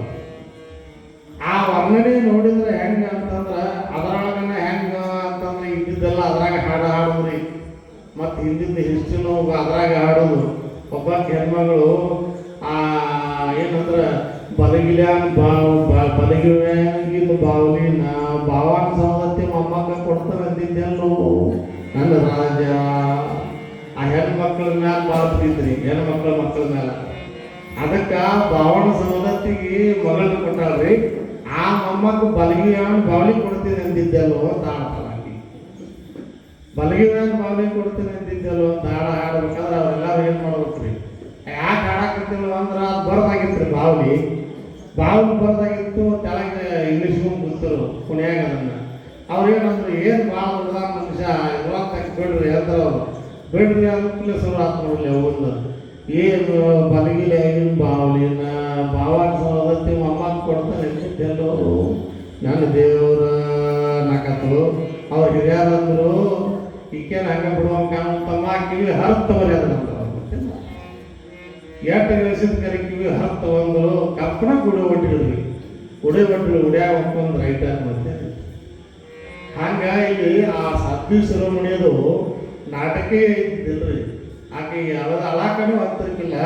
ಶಿವನಾಮ ಸ್ಮರಣೆಯನ್ನು ಮಾಡ್ತಾ ಆ ಶರಣನ ಹೆಣವನ್ನು ತೆಗೆದುಕೊಂಡು ಬರ್ತಿದ್ದಳು. ಹೀಗೆ ಬರ್ಬೇಕಾದ್ರೆ ಎದುರುಗಡೆ ಯಾರು ಬಂದ್ರೆ ಯಡಿಯೂರು ಸಿದ್ಧಲಿಂಗೇಶ್ವರ ಬಂದರು. ಬಂದ ಕೂಡಲೇ ಆ ಹೆಣ್ಮಗಳು ಅಲ್ಲೇ ಹೆಣ ಹಂಗೆ ಇತ್ತು. ಯಾವಾಗ ಮಹಾತ್ಮರನ್ನು ನೋಡಿದಳು ಗಂಡ ಸಂತಾನಗಳು ಕಬರಿ ಏನಿಲ್ಲ. ನಾವು ಅಂತಿತ್ತು ಏನು ದೇವರ ಮಾಡಿ ಏನು ಉಪಯೋಗ ಐತಿ, ಇದ್ದ ಗಂಡನ ಹೊತ್ಕೊಂಡು ಹಾಗೆಲ್ಲೂ ದೇವರ ಬೀಳ್ತಿತ್ತು. ನಾವು ಇದ್ದ ಗಂಡನ ಹೊತ್ತು ಆಗಲಿ ಆ ದೇವರ ಎಲ್ಲಿ ದೇವರ ಇದ್ದ ವಯಸ್ಸಿನಾಗ ಸತ್ತಾನವ. ಆದರೂ ಆಕೆಗೆ ದೇವ್ರ ಮೇಲೆ ಇರ್ಷೆ ಇಲ್ಲ, ದೇವರ ಬೇಯಕತ್ತಿಲ್ಲ. ಆದರೂ ಎದುರುಗಡೆ ಮಹಾತ್ಮರು ಬಂದ ಕೂಡಲೇ ನೋಡ್ಬೇಕು ನೀವು. ಆ ಸ್ವಾಮಿಗಳು ಬಂದ ಕೂಡಲೇ ಏನ್ರಿ ಅಲ್ತಿರ್ತಾವೆ ಇವು. ಆ ಸ್ವಾಮಿಗಳಿಗೇನ ಹೇಳ್ತಾರ ಅವರು, ಏನು ನನ್ನ ಗಂಡನ ಜೋಡಿನ ಆಯ್ತು ಜಮಾದಾನ ಆಗಲಿಲ್ಲೇನೋ ಯಪ್ಪ, ಎರಕ್ಕೆ ಬಂದು ಇಲ್ಲಿ ಅವ್ನು ಜಮಾ ಕೊಡ್ತೇನೋ ಯಪ್ಪ ಅಂದ್ರೆ ಇಂದು ಸ್ವಾಮಿಗಳು ಬಿದ್ದು ಓಡಿ ಹೋಗ್ತಾರೆ. ಬಂದಿದ್ದನ್ನು ಸ್ವಾಗತ ಮಾಡತಕ್ಕಂತಹ ಭಾವನೆ ನಮ್ಮಲ್ಲಿ ಇರಬೇಕು. ಅದಕ್ಕೆ ಭಗವಂತ ಏನು ಕೊಡ್ತಾನೋ ಅದೆಲ್ಲವೂ ಭಗವಂತನ ಪ್ರಸಾದ. ಸಾವನ್ನ ಕೊಡಲಿ, ನೋವನ್ನು ಕೊಡಲಿ, ಸುಖವನ್ನೇ ಕೊಡಲಿ, ದುಃಖವನ್ನೇ ಕೊಡಲಿ, ಎಲ್ಲವೂ ಏನು ಅಂದ್ರೆ ಭಗವಂತನ ಪ್ರಸಾದ ಅಂತ ಸ್ವೀಕಾರ ಮಾಡಬೇಕು ಅಂತಾರೆ. ಸುಖವೊಂದು ಕೋಟಿ ಬಂದಲ್ಲಿ ಬಸವಣ್ಣನ ನೆನೆವೆನು, ದುಃಖವೊಂದು ಕೋಟಿ ಬಂದಲ್ಲಿ ಬಸವಣ್ಣನ ನೆನೆವೆನು, ಸುಖವೊಂದು ಕೋಟಿ ಬಂದಲ್ಲಿ ಬಸವಣ್ಣನ ನೆನೆವೆನು. ಸುಖ ಒಂದು ಕೋಟಿ ಬಂದರೂ ಅವನನ್ನು ನೆನೆಸ್ತೇನೆ, ದುಃಖ ಅದರಂತೆ ಒಂದು ಕೋಟಿ ಬಂದ್ರೂ ಬಸವಣ್ಣನೇ ಭಗವಂತನನ್ನೇ ನೆನೆಸ್ತೇನೆ ಅಂತ ಶರಣ ಹೇಳ್ತಾರೆ. ಆ ರೀತಿಯಾಗಿ ಇವತ್ತಿಲ್ಲಿ ಆ ಹುಲಿಯೂರು ದುರ್ಗದ ಶರಣೆ ಗಂಡ ಸತ್ತರನು ಸಹಿತ ಎಷ್ಟು ಭಕ್ತಿಯಿಂದ ಆತನನ್ನ ಶಿವ ಸಂಸ್ಕಾರ ಮಾಡಕತ್ತಾವ ಅಂದ್ರೆ ಸಾಕ್ಷಾತ್ ದೇವರಂತ ಪೂಜೆ ಮಾಡಿ ಆತನನ್ನು ಪೂಜಿಸಿ ತಗೊಂಡು ಬಂದು ಶಿವನಾಮ ಸ್ಮರಣೆಯನ್ನು ಮಾಡ್ತಾ ಬರೋ ಸಂದರ್ಭಕ್ಕೆ ಎದುರುಗಡೆ ಯಡಿಯೂರು ಸಿದ್ಧಲಿಂಗೇಶ್ವರ ಬರ್ತಾರೆ. ಅವಾಗ ಆಕೆ ಜಗನ್ಮಾತೆ ಆ ತಾಯಿ ಏನು ಮಾಡಿದ್ರು ಅಂದ್ರೆ ಆ ಮಹಾತ್ಮರಿಗೆ ಸಾಷ್ಟಾಂಗ ನಮಸ್ಕಾರ ಹಾಕಿದ್ರು. ಗಂಡ ಸತ್ತರ ಯಾವ ದೇವರ ಏನು ಅನ್ನಲಿಲ್ಲ, ಅಷ್ಟು ಭಕ್ತಿವಂತರಿದ್ದರು. ಯಾವಾಗ ಸಾಷ್ಟಾಂಗ ನಮಸ್ಕಾರ ಹಾಕಿದ್ರು ಅವಾಗ ಯಡಿಯೂರು ಸಿದ್ಧಲಿಂಗೇಶ್ವರರು ಏನು ಮಾಡಿದ್ರು ಅಂದ್ರೆ ದೀರ್ಘ ಸುಮಂಗಲಿ ಭವ ಅಂತ ಆಶೀರ್ವಾದ ಮಾಡಿದ್ರು. ದೀರ್ಘ ಸುಮಂಗಲಿ ಭವ ಅಂತಲೇ ಹೆಣ್ಮಗಳು ಅಂತಾರೆ, ಯಪ್ಪ ಕೈಯೊಳಗಿನ ಹುಣ್ಣಿಗೆ ಕನ್ನಡಿ ಬೇಕೇನೋ ತಂದೆ ಆ ಎದುರುಗಡೆನ ಹೆಣ ಹೊತ್ಕೊಂಡು ಬರಾಕಂತನು ನನಗೆ ನೀನು ಕೈಯಾಗ ಒಂದು ಹುಣ್ಣಾಗೈತ್ರಿ, ನೋವಾಗೈತಿ, ಅದಕ್ಕೆ ಕನ್ನಡಿ ಹಿಡಿದು ನೋಡ್ಕೊಳ್ತಾರ. ಹಂಗಿಲ್ಲ, ಎದುರುಗಡೆನೆ ಹುಣ್ಣು ಕಾಣೋ ಸಂದರ್ಭದೊಳಗೆ ಕನ್ನಡಿ ಅದಕ್ಕೆ ಬೇಕು. ನನ್ನ ಎದುರುಗಡೆನೆ ಹೆಣ ತಗೊಂಡ್ಬರಾಕಂತನು ನನಗೆ ದೀರ್ಘ ಸುಮಂಗಲಿ ಭಗವಂತ ಆಶೀರ್ವಾದ ಮಾಡ್ತೇನೆಪ್ಪ. ಹೆಂಗ ಅಂದಾಗ ತಾಯಿ ಭಗವಂತ ನುಡಿಸಿದಾನ, ಹೋಗಿ ನನ್ನ ಗಂಡನ ನೋಡು ಅಂದ್ರು. ನೋಡು ಅಂತ ಅನ್ನೋದ್ರಾಗ ಇಳಿಸಿ ನೋಡೋದಕ್ಕನ ಆ ಶರಣನಿಗೆ ಮರುಜೀವ ಬಂದಿತ್ತು. ಅವಾಗ ಆ ತಾಯಿ ಆ ಭಗವಂತನನ್ನು ಕುರಿತು ಬಹಳಷ್ಟು ಭಕ್ತಿಯಿಂದ ಹಾಡ್ತಾಳೆ. ಕರುನಾಡು ಎಡೆಯೂರ ವಾಸ ಸಿದ್ಧಲಿಂಗೇಶ ಹೊರೆಯೋಡೆ ಪರಮೇಶ ದೇವಾದಿ ದೇವ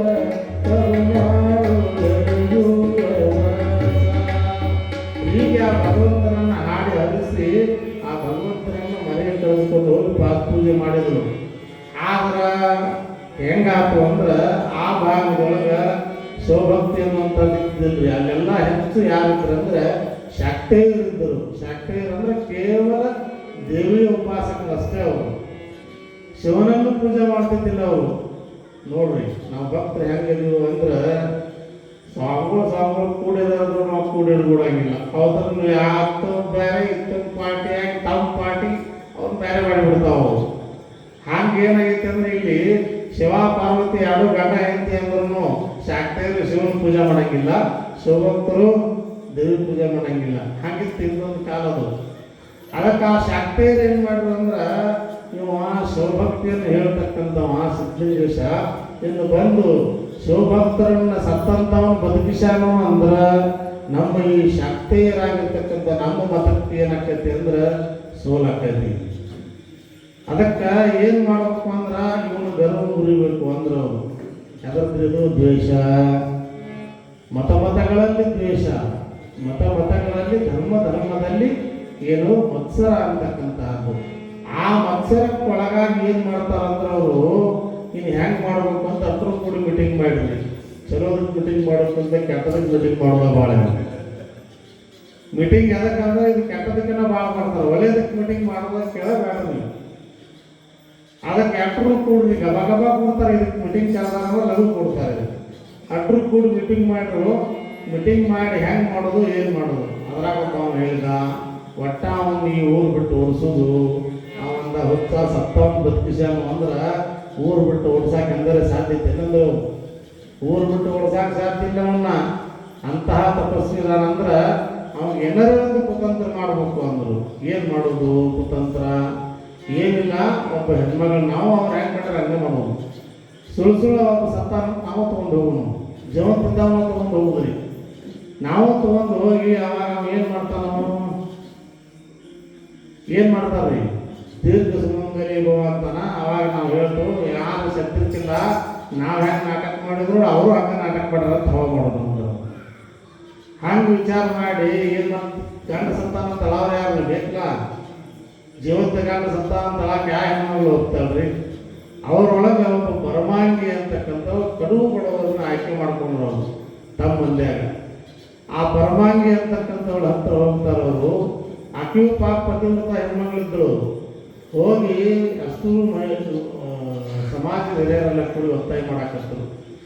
ಏನಾರ ಆಗಂತಕ್ವಾ ಈಗ ಒಬ್ಬ ಬಂದಾನ ನಮ್ಮ ಧರ್ಮಕ್ಕೆ ಏನು ಅಂದ್ರೆ ಶಿವಮತ ಅನ್ನುವಂಥದ್ದು ನಮಗೆ ಸಲ್ತಕ್ಕಂಥದ್ದೆಲ್ಲ ನಮ್ಮ ಜಗನ್ಮಾತೆ ಹವಾನ ಕಡಿಮೆ ಮಾಡಕತ್ತ. ನಾವು ಏನಾರು ಮಾಡಿ ಅವನ್ನ ಅಪಮಾನ ಮಾಡಬೇಕು, ಊರು ಬಿಡಿಸ್ಬೇಕು.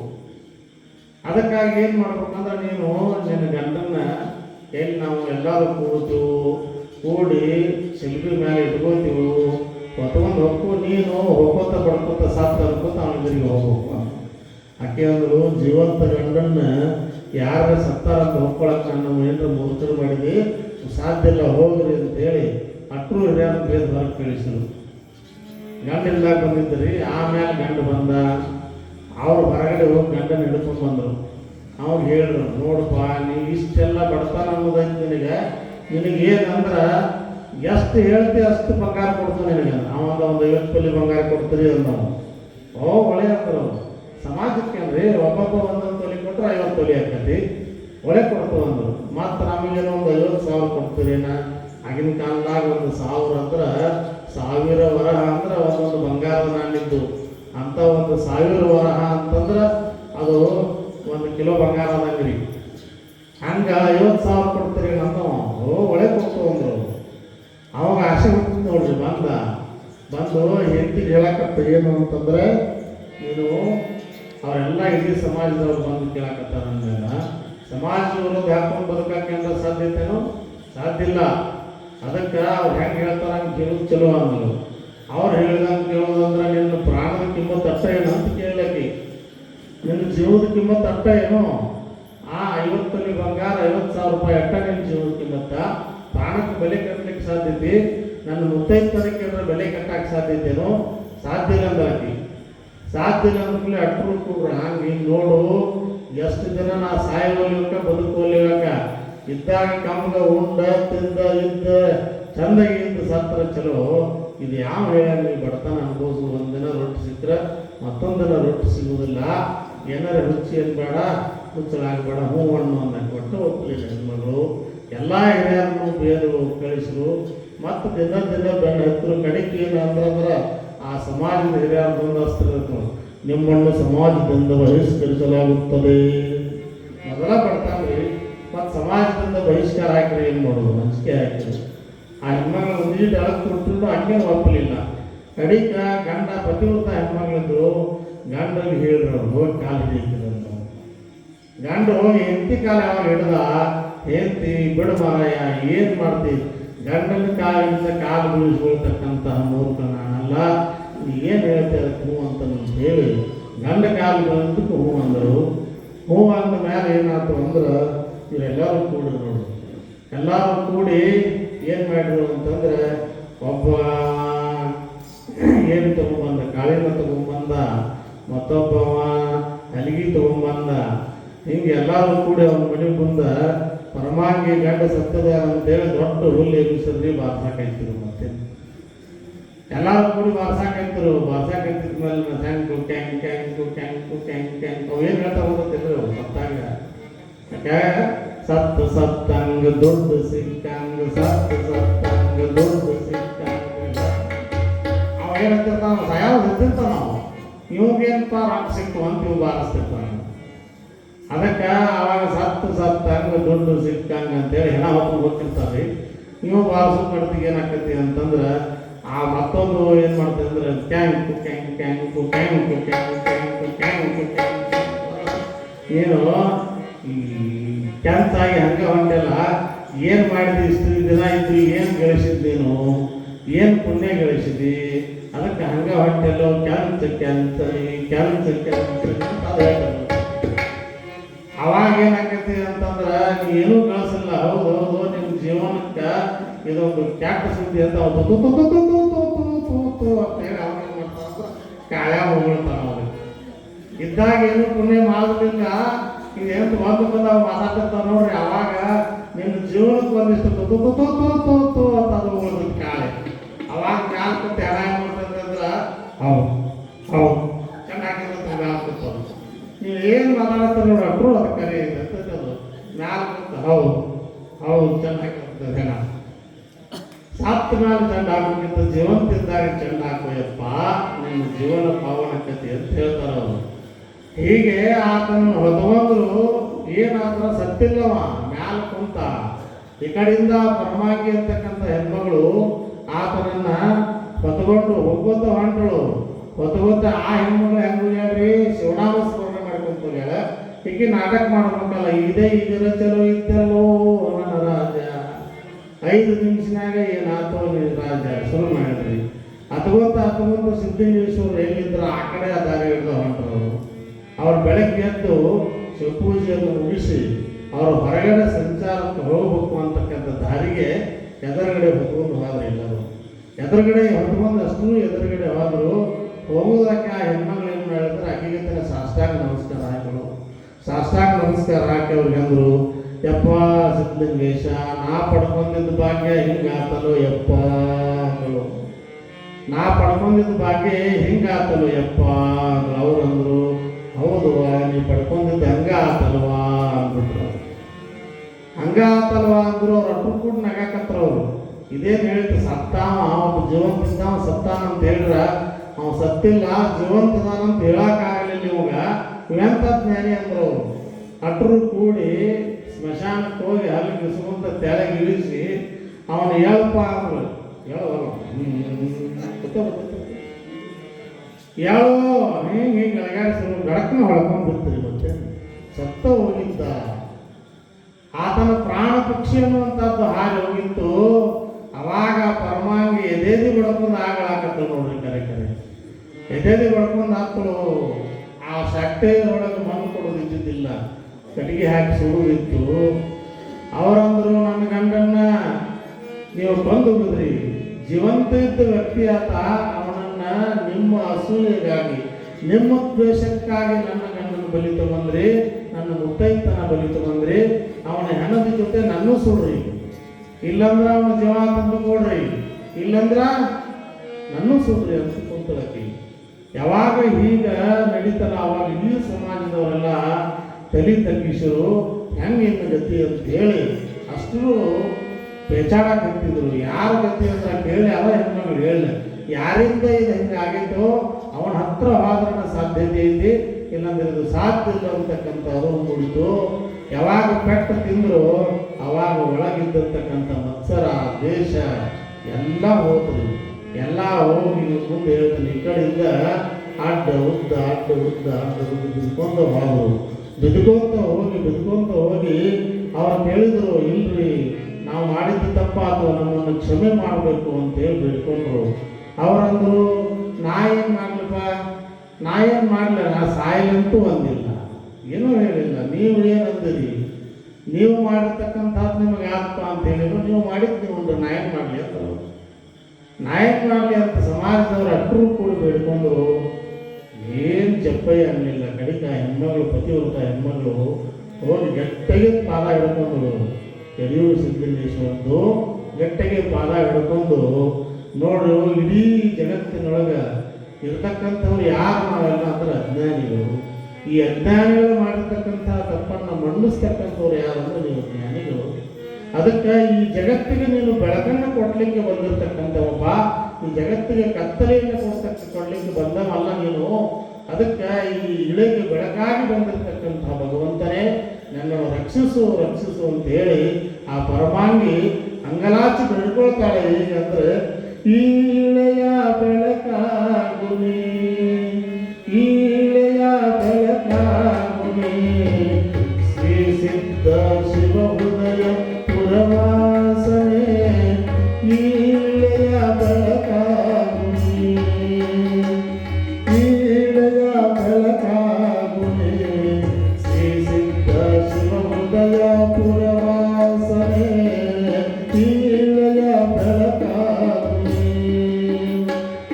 ಅನುರೇನು ತೃಣದಲ್ಲಿ ನೀ ಬಂದು ನಿಂತು, ಅನುರೇನು ತೃಣದಲ್ಲಿ ನೀ ಬಂದು ನಿಂತು, ಈ ಜನ್ಮ ಜನ್ಮಾಂತರದ ಕಡು ಪಾಪ ಕಳೆದು ಕೀಳೆಯ ಬೆಳಕಾಗುನಿ, ಶ್ರೀ ಸಿದ್ಧ ಶಿವ ಹೃದಯ ಪುರವಾಸನೆ, ಕೀಳೆಯ ಬೆಳಕಾಗುನಿ.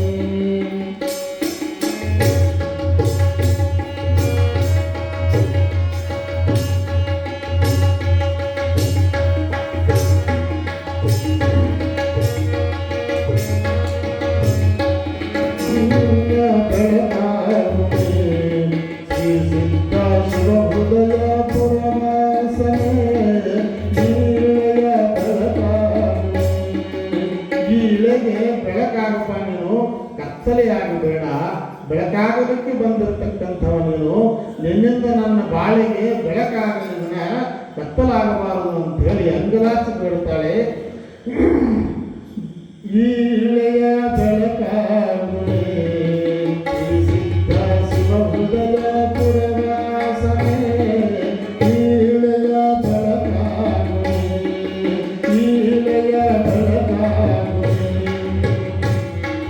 ಅನುರೇನು ತೃಣದಲ್ಲಿ ನೀ ಬಂದು ನಿಂತು, ಅನುರೇನು ತೃಣದಲ್ಲಿ ನೀ ಬಂದು ನಿಂತು, ಜನ್ಮ ಜನ್ಮಾಂತರದ ಕಡು ಪಾಪ ಕಳೆದು ಈ ಇಳೆಯ ಬೆಳಕಾಗುನಿ, ಶ್ರೀ ಸಿದ್ಧ ಶಿವ ಹೃದಯ ಪುರವಾಸನೆ, ಈ ಇಳೆಯ ಬೆಳಕಾಗುನಿ, ಈ ಇಳೆಯ ಬೆಳಕಾಗುನಿ.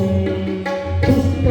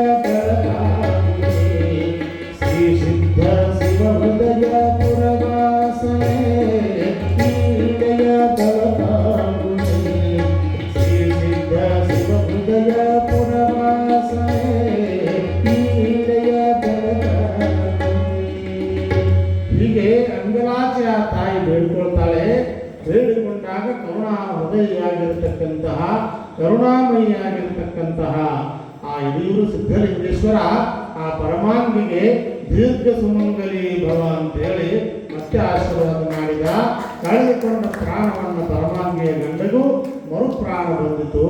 ಅವಾಗ ಅಲ್ಲಿರ್ತಕ್ಕಂಥವರೆಲ್ಲರೂ ಶಿವಸಾಂಬದೇ ನಮಃ ಪಾರ್ವತೇ ಪದೇ ಶಿವ ಮಹಾದೇವ ಹೀಗೆ ಜಯ ಜಯಕಾರವನ್ನು ಮಾಡ್ತಾ ಆ ಭಗವಂತನ ಸ್ಮರಣೆಯನ್ನು ಮಾಡ್ತಾ ಅವರು ಮುಂದೆ ಎಲ್ಲಿಗೆ ಹೋಗುತ್ತಾರೆ ಅಂತಂದರೆ ಒಳಗಂದಕ್ಕೆ ಹೋಗುತ್ತಾರೆ. ಆ ಎಲ್ಲವನ್ನು ಪಡೆದುಕೊಂಡಿರ್ತಕ್ಕಂಥವರು ಆ ಒಳಗುಂದದ ಮಾಯಾದೇವಿಯ ದೇವಸ್ಥಾನಕ್ಕೆ ಹೋಗ್ತಾರೆ.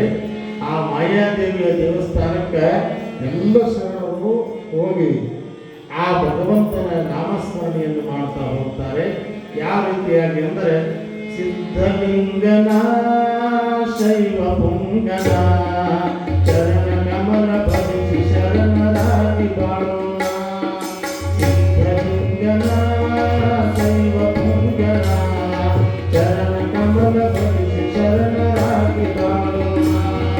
ಸಿದ್ಧಲಿಂಗನ ಶೈವ ಪುಂಗನ ಚರಣ ಕಮಲ ಭಜಿಸಿ ಶರಣರಾಗಿ ಬಾಳೋಣ. ಶಿವಯೋಗಿ ಜನ ಕಲಿಯುಗ ಭೋಜನ ಶಿವಯೋಗಿ ಜನ ಕಲಿಯುಗ ಭೋಜನ ಪ್ರಾಣಕಾರಿ ಮೋಕ್ಷಕಾರಿ ಜೀವನ ನಡೆಯೋಣ. ಸಿದ್ಧಲಿಂಗನ ಶೈವಪುಂಗನ ಚರಣ ಕಮಲ ಭಜಿಸಿ ಶರಣರಾಗಿ ಬಾಳೋಣ. ಸಿದ್ಧಲಿಂಗನ ಶೈವಪುಂಗನ ಚರಣ ಕಮಲ ಭಜಿಸಿ ಶರಣರಾಗಿ ಬಾಳೋಣ.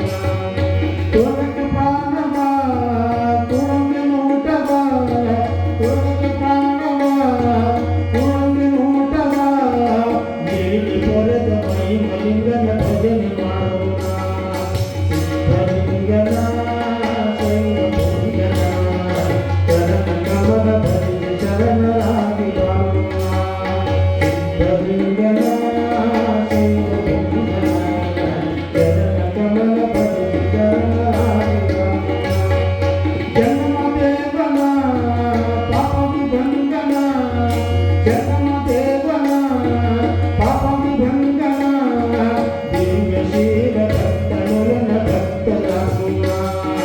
ಸಿದ್ಧಲಿಂಗನ ಶೈವಪುಂಗನ ಚರಣ ಕಮಲ ಭಜಿಸಿ ಶರಣರಾಗಿ ಬಾಳೋಣ.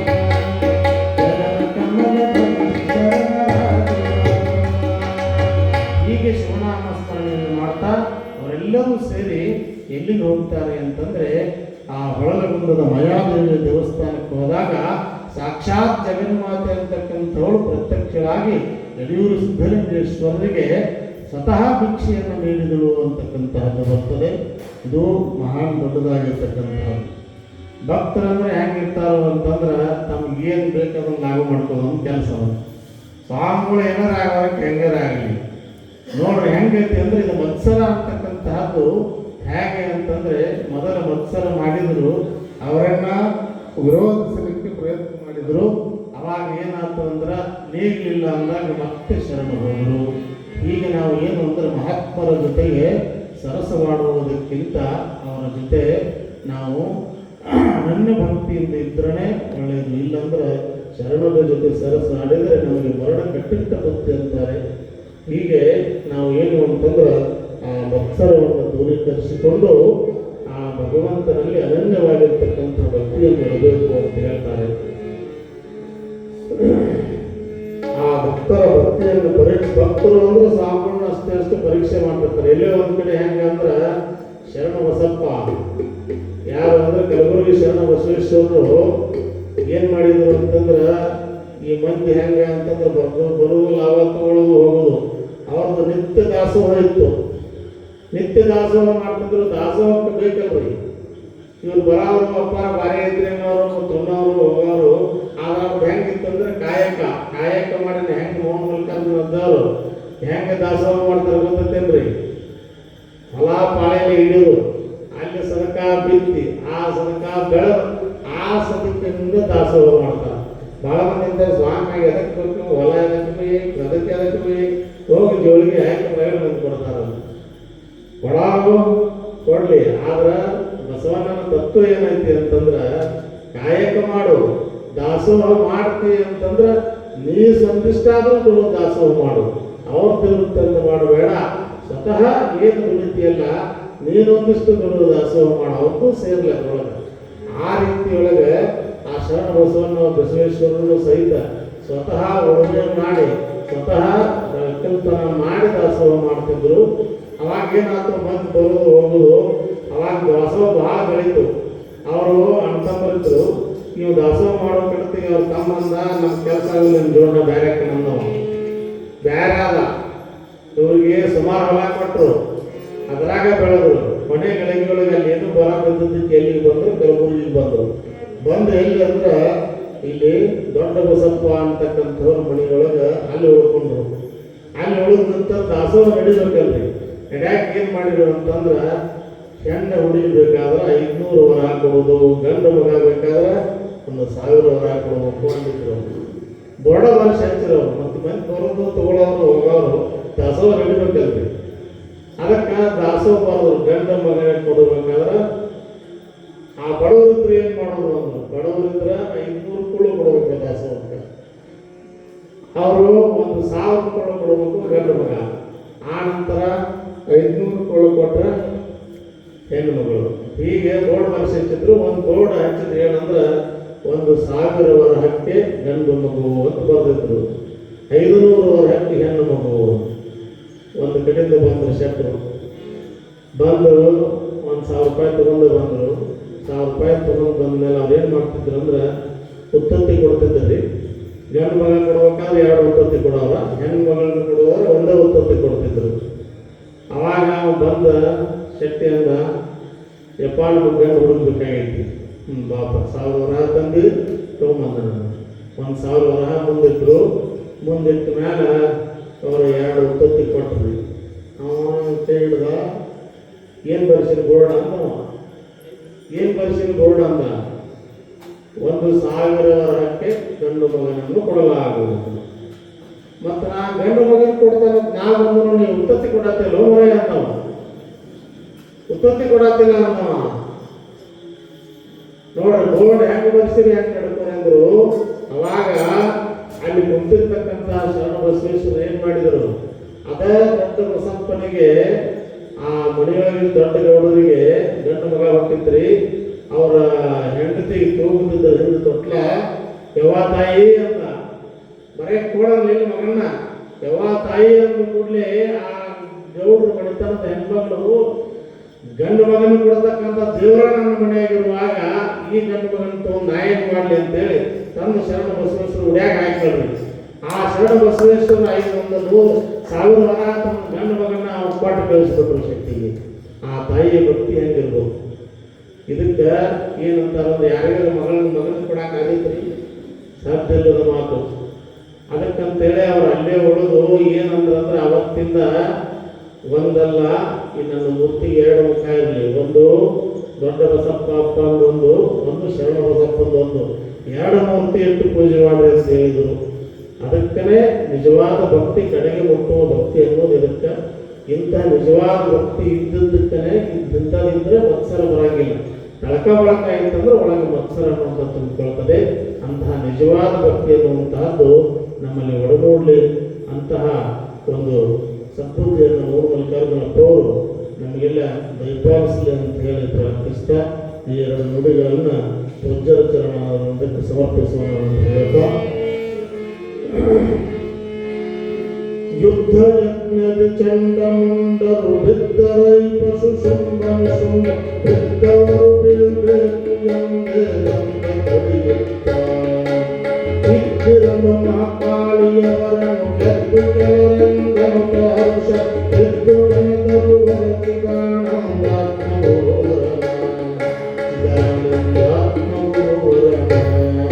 ಎಂಬಲ್ಲಿಗೆ ಶ್ರೀ ಚಿದಾನಂದ ವಿರುದ್ಧ ಪಾರ್ವತಿ ಮಹಾತ್ಮೆಯೋ ಚಂಡಮುಂಡವಧೋ ನಾಮ ದ್ವಾದಶೋಧ್ಯಾಯ ಸಂಪೂರ್ಣಂ ಶಿವಸಾಂಭಜಯ ಪಾರ್ವತಪತೆ ಶಿವ ಮಹಾದೇವ. ಈಗ ಪುರಾಣ ಮಂಗಲೋತ್ಸವ ಅಂತಕ್ಕಂತಹದ್ದು 7ನೇ ತಾರೀಕು ಜರುಗುತ್ತದೆ. ತತ್ಪೂರ್ವದಲ್ಲಿ 5 ಅಥವಾ 6ನೇ ತಾರೀಕು ಶರಾಟೆ ಜಗದ್ಗುರು ಪಟ್ಟೇಶ್ವರ ಸಿದ್ದರಾಮ ಮಹಾಸ್ವಾಮೀಜಿಯವರು ದಯಮಾಡಿಸಲಿದ್ದಾರೆ. ಅವೆಲ್ಲ ಭಾಗ್ಯಶಾಲಿಗಳು. ಅಂತಹ ಆ ಒಂದು ದೇವಿಯ ದೇವಿಯ ಪುರಾಣ ಮಂಗಲೋತ್ಸವಕ್ಕೆ ಅವರ ಸಾನ್ನಿಧ್ಯ ಅಂತಕ್ಕಂತಹದ್ದು ವಿಶೇಷವಾಗಿರ್ತಕ್ಕಂಥದ್ದು. ನಿನ್ನೆ ತಮಗೆಲ್ಲ ಹೇಳಿದ ರೀತಿಯೊಳಗೆ ಜಗನ್ಮಾತೆ ಅಂತಕ್ಕಂಥವಳು ಯಾರಿಂದಲಾದರೂ ಆ ಒಂದು ವಿವಾಹದ ಭಿನ್ನಾಹ ಮಾಡಿದ್ದು ಆ ಒಂದು ಶಿವಯೋಗಿಗೆ. ಅಂಥವರು ಈ ಮಂಗಲಕ್ಕೆ ಬರ್ತಾರಂದ್ರೆ ಅದು ವಿಶೇಷ ಪುಣ್ಯಪ್ರದವಾಗಿರ್ತಕ್ಕಂಥದ್ದು. ಅದರಲ್ಲಿ ಹೆಂಗೆ ಆ ದೇವಿ ಅಂತಕ್ಕಂಥವಳು ಹೆಂಗೆ ಕೋಳಿವಾಡದ ದೇವಿ ಯಾರಿಗೆ ಅಂತಂದ್ರೆ ಪ್ರತ್ಯಕ್ಷವಾಗಿ ಫಕೀರೇಶ್ವರರಿಗೆ ತಮ್ಮ ಇಡೀ ಭೂಮಿ ಅನ್ನುವಂಥದ್ದನ್ನು ತಹಸೀಲ್ದಾರ್ ಆಫೀಸ್ನಾಗ ಬಂದು ಸಹಿ ಮಾಡಿ ಬರ್ಕೊಟ್ಟು ಹೋಗಿದ್ದಾರೆ. ಅಂತಹ ವಿಶೇಷವಾಗಿರ್ತಕ್ಕಂಥ ದೇವಿಯ ಮೇಲೆ ಅವ್ರದ್ದು ಇರ್ತಕ್ಕಂತಹದ್ದು ಆ ಒಂದು ನಾಳೆ ಹೇಳ್ತೀನಿ ನಿಮ್ಮ ಕತೆ. ಅಂತಹ ಆ ಜಗನ್ಮಾತೆಗೆ ಆ ರೀತಿಯಾಗಿ ನಡೆದುಕೊಂಡಿರ್ತಕ್ಕಂಥ ಅಧಿಕಾರ ಪುರುಷನಾಗಿರ್ತಕ್ಕಂಥ ಒಬ್ಬ ಕೇರೇಶ್ವರ. ಅಂಥವರು ಈ ನಮ್ಮ ಒಂದು ಗ್ರಾಮಕ್ಕೆ ಈ ಒಂದು ಮಠಕ್ಕೆ ಅವರು ಬರ್ತಾರೋ ಅಂತಂದ್ರೆ ನಮ್ಮದೆಲ್ಲ ಅಹೋಭಾಗ್ಯ. ಆ ಭಾಗ್ಯದೊಳಗೆ ನಿಮ್ಮ ಎಲ್ಲ ಸಂಬಂಧಿಕರನ್ನು ಕರೆಸಿ ಭಾಗ್ಯ ಮಾಡಿದ್ರೆ ನಿಮ್ಗೆ ಹೆಚ್ಚಿನ ಪುಣ್ಯ. ಅದಕ್ಕೆ ತಾವೆಲ್ಲ ಅದನ್ನು ದಯಮಾಡಿಸಿ ಭಾಗ್ಯಶಾಲಿ ಅಂತ ಹೇಳ್ತಾ ಮುರುಘಲಕ್ಕನವರು ಯೋಗಿ ಮನೆಗೆ ಬಂದ ಪದ್ಯವನ್ನು ಹೇಳಬೇಕಂತ ವಿನಂತಿಸ್ತಾರೆ.